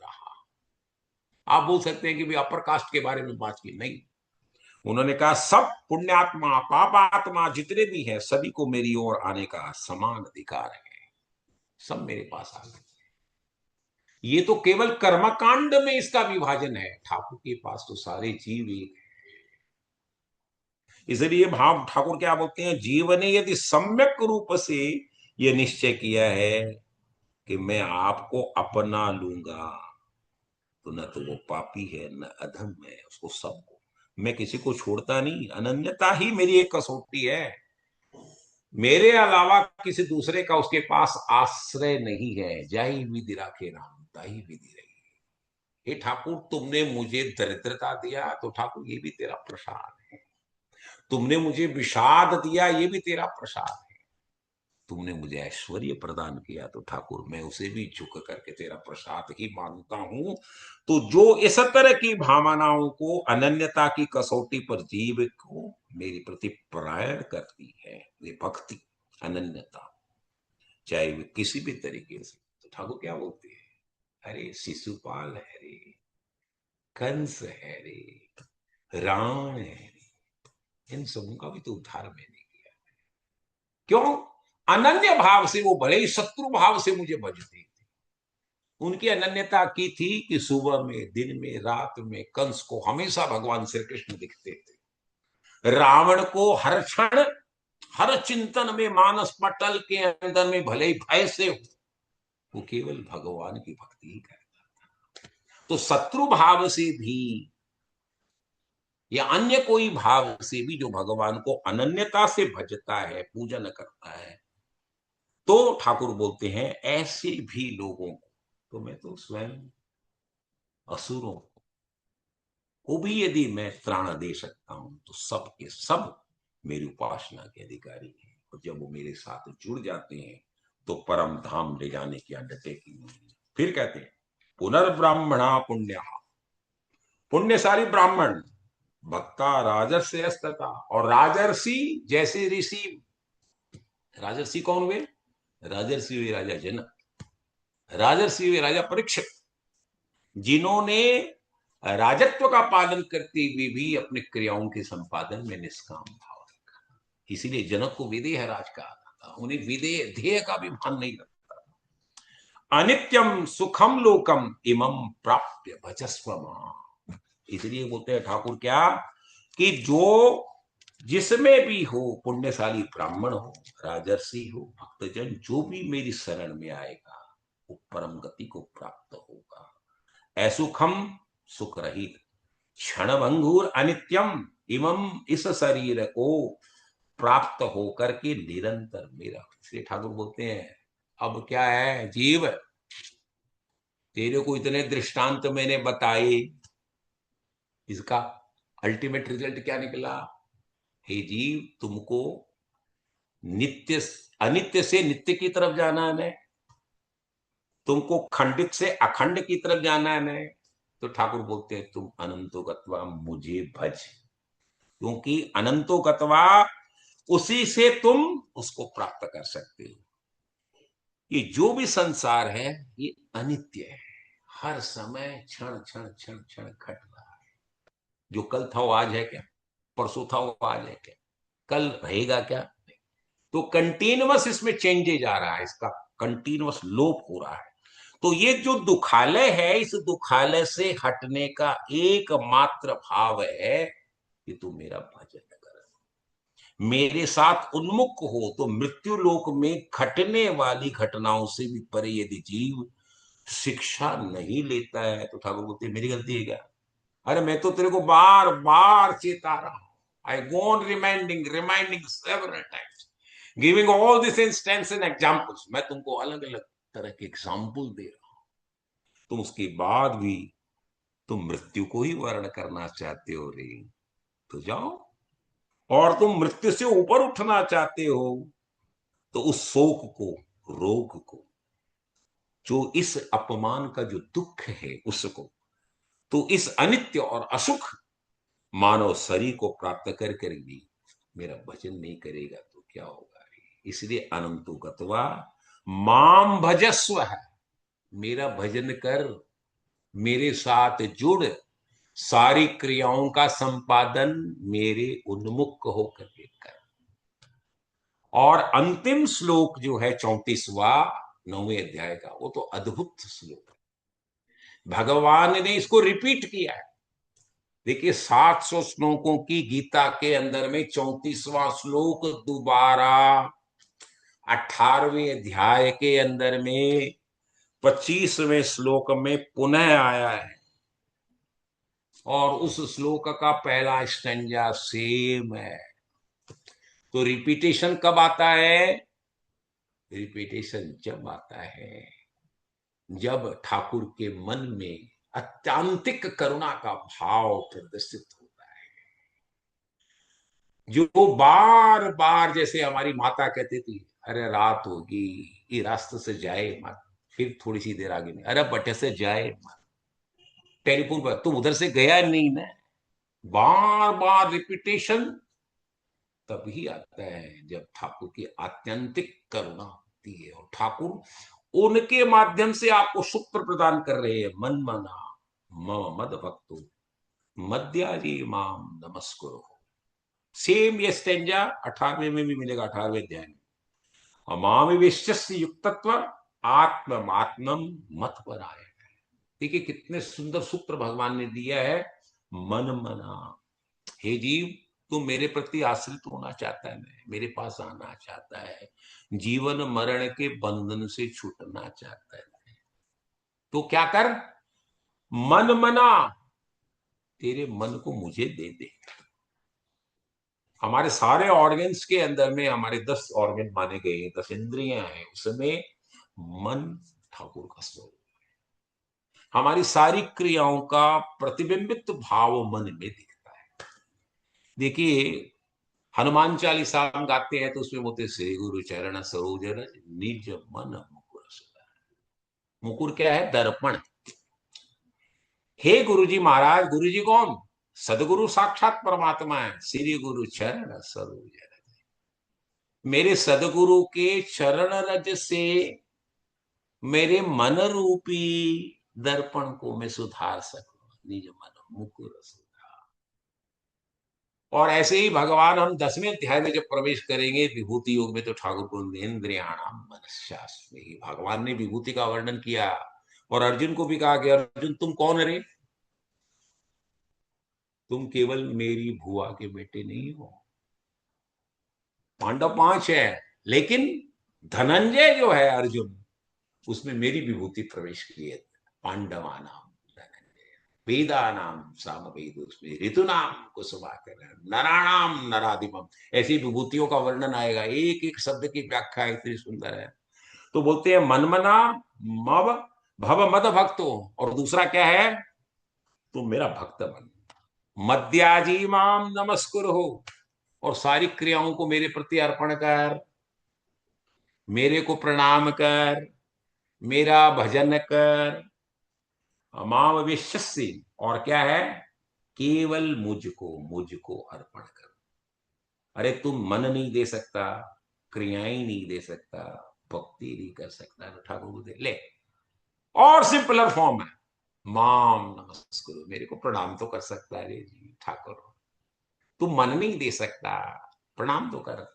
माम नमस्कुरु माम विश्वस्य युक्तित्व आत्मान मत परायण। इस प्रकार आत्मा को मुझ में युक्त करने से मेरे परायण होकर तुम मुझको ही प्राप्त होगा। फिर अंडरटेकिंग ठाकुर की, मत परायणा, मेरे परायण होने से युक्तित्व आत्म व आत्मानम, मेरे में ही समाहित हो जाए। कितना सुंदर श्लोक है। अनंतो गत्वा फलश्रुति भक्ति की, कितना सिंपलर फॉर्म ऑफ भक्ति को एम्पलीफाई करते हुए ठाकुर बताते हैं कि क्या प्रभु ने अद्भुत भक्ति के विधान का वर्णन इस दिव्य श्लोक में किया है। ये दिव्य श्लोक है। गीता के ऐसे कई श्लोक हैं जिसमें ये श्लोक बना टॉप है। ऐसे तो भगवान की वाणी सब श्लोकों के मतलब सब दिव्य है। ये श्लोक है ही नहीं, ये मंत्र है। गीता के श्लोकों को मंत्रमय वाणी कहा जाता है, क्योंकि ठाकुर से निकली हुई उक्ति वो कभी वाणी नहीं हो सकती, वो तो मंत्र बनती है। प्रभु ने अद्भुत भक्ति के विधान का वर्णन किया है। और यह श्लोक मैंने कहा आपको 18वें अध्याय के 65वें श्लोक में भी आए। प्रभु की करुणा कितनी पुनरावृत्ति है ठाकुर को बार बार कहने का, और अपनी निधि खजाना सबको बता रहे हैं। मन मना भव, अपने मन को प्रभु से मिला दे, अपना चिंतन अपनी उधेड़ में जो तुम्हारी इच्छा है का स्रोत मुझे से जोड़ दे। शरणागति का भाव है। देखिए मैंने कहा कि गीता प्रारंभ भी होती है दूसरे अध्याय के 7वें श्लोक में, जब स्वयं अर्जुन भगवान की शरणागति को प्राप्त करता है। शिष्यते माम साधिमाम प्रपन्नम, वहां ठाकुर बोलता है ठाकुर अब आप मेरे गुरुजी बन गए, कार्पण्य दोषो उपहत स्वभाव है। मैं तो ठाकुर उधड़ में इनमें लगा रहा, अब मुझे कोई रास्ता दिख नहीं रहा है। तो शिष्य थे, मैं तेरी शिष्य बन करके साधिमाम त्वाम प्रपन्नम में तेरे शरणागति में आया।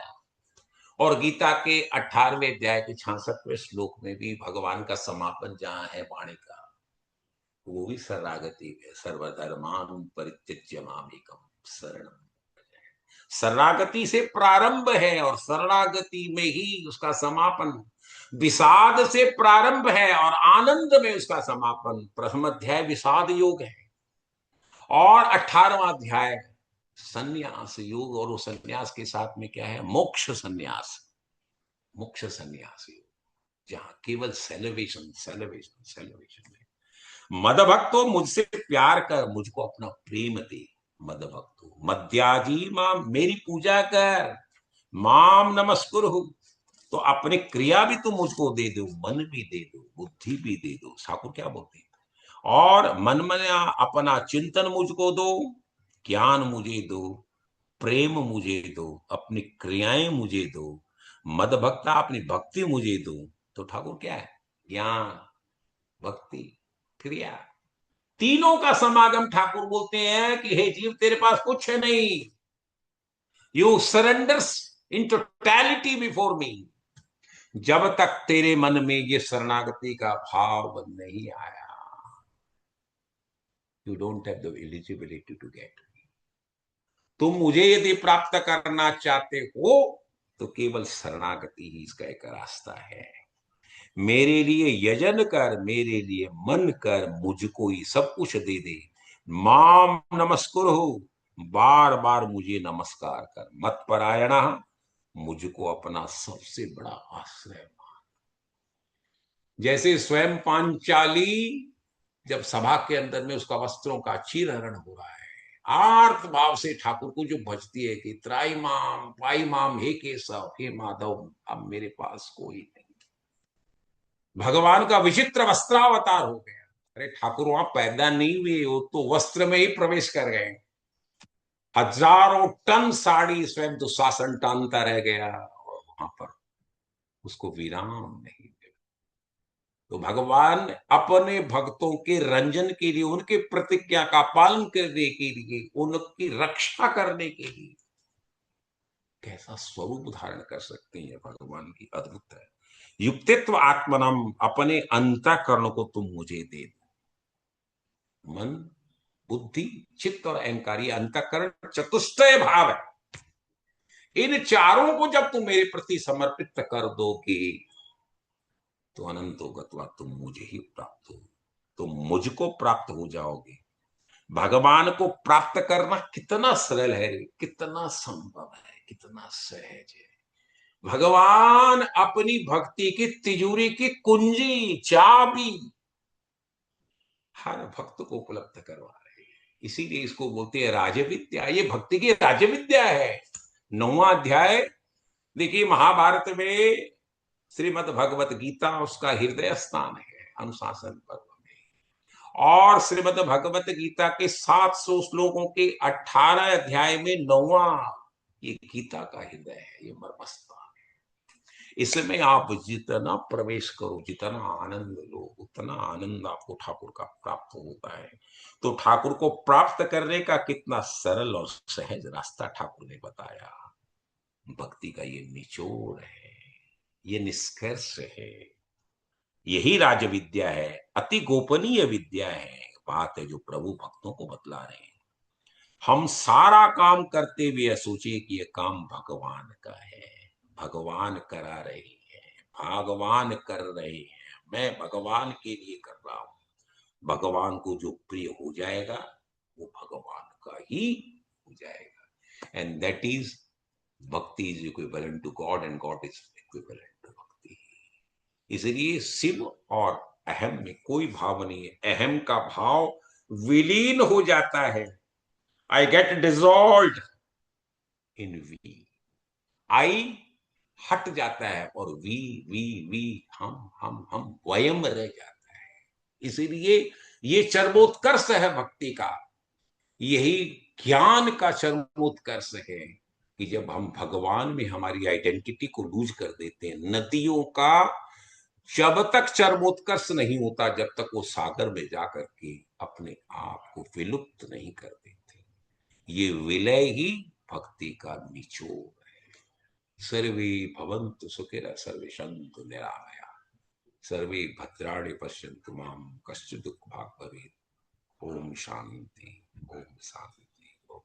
जय जय श्री राधे, जय जय श्री राधे। आज हम भाव में ज्यादा बह गए। भगवान की असीम अनुकंपा के माध्यम से समय की मर्यादा थोड़ी आगे हुई, लेकिन हमें अध्याय का आज विराम देना था। और भगवती राधा रानी किशोरी जी की विशेष कृपा हमारे पर आज हुई कि स्वयं विष्णुकांत जी भगवान की पवित्र धराधाम वृंदावन से आज इस पूरे प्रोग्राम का संचालन कर रहे हैं। मैं तो साक्षात मानता हूं कि भगवती राधा ही इनके माध्यम से इस सत्र में पधारी हुई।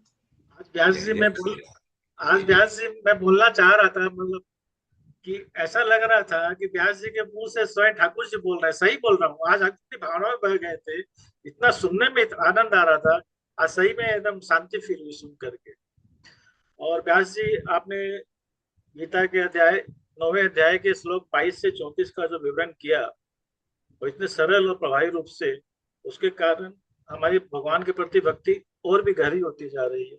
आपने अपना जो मार्गदर्शन किया और अपना समय दिया, इसके लिए बहुत धन्यवाद। साथ ही मैं श्रोताओं का भी धन्यवाद करना चाहता हूँ जिन्होंने अपना समय दिया और इस व्यास जी के डिस्कोर्स को उन्होंने सुना। उनसे रिक्वेस्ट है कि अगले प्रोग्राम में भी श्रोता ज्वाइन करें। और आज तो समय का अभाव है, नेक्स्ट प्रोग्राम में श्रोता गण अगर प्रश्न भी करें तो उससे क्या प्रोग्राम थोड़ा इंटरेक्टिव होगा। राधे राधे।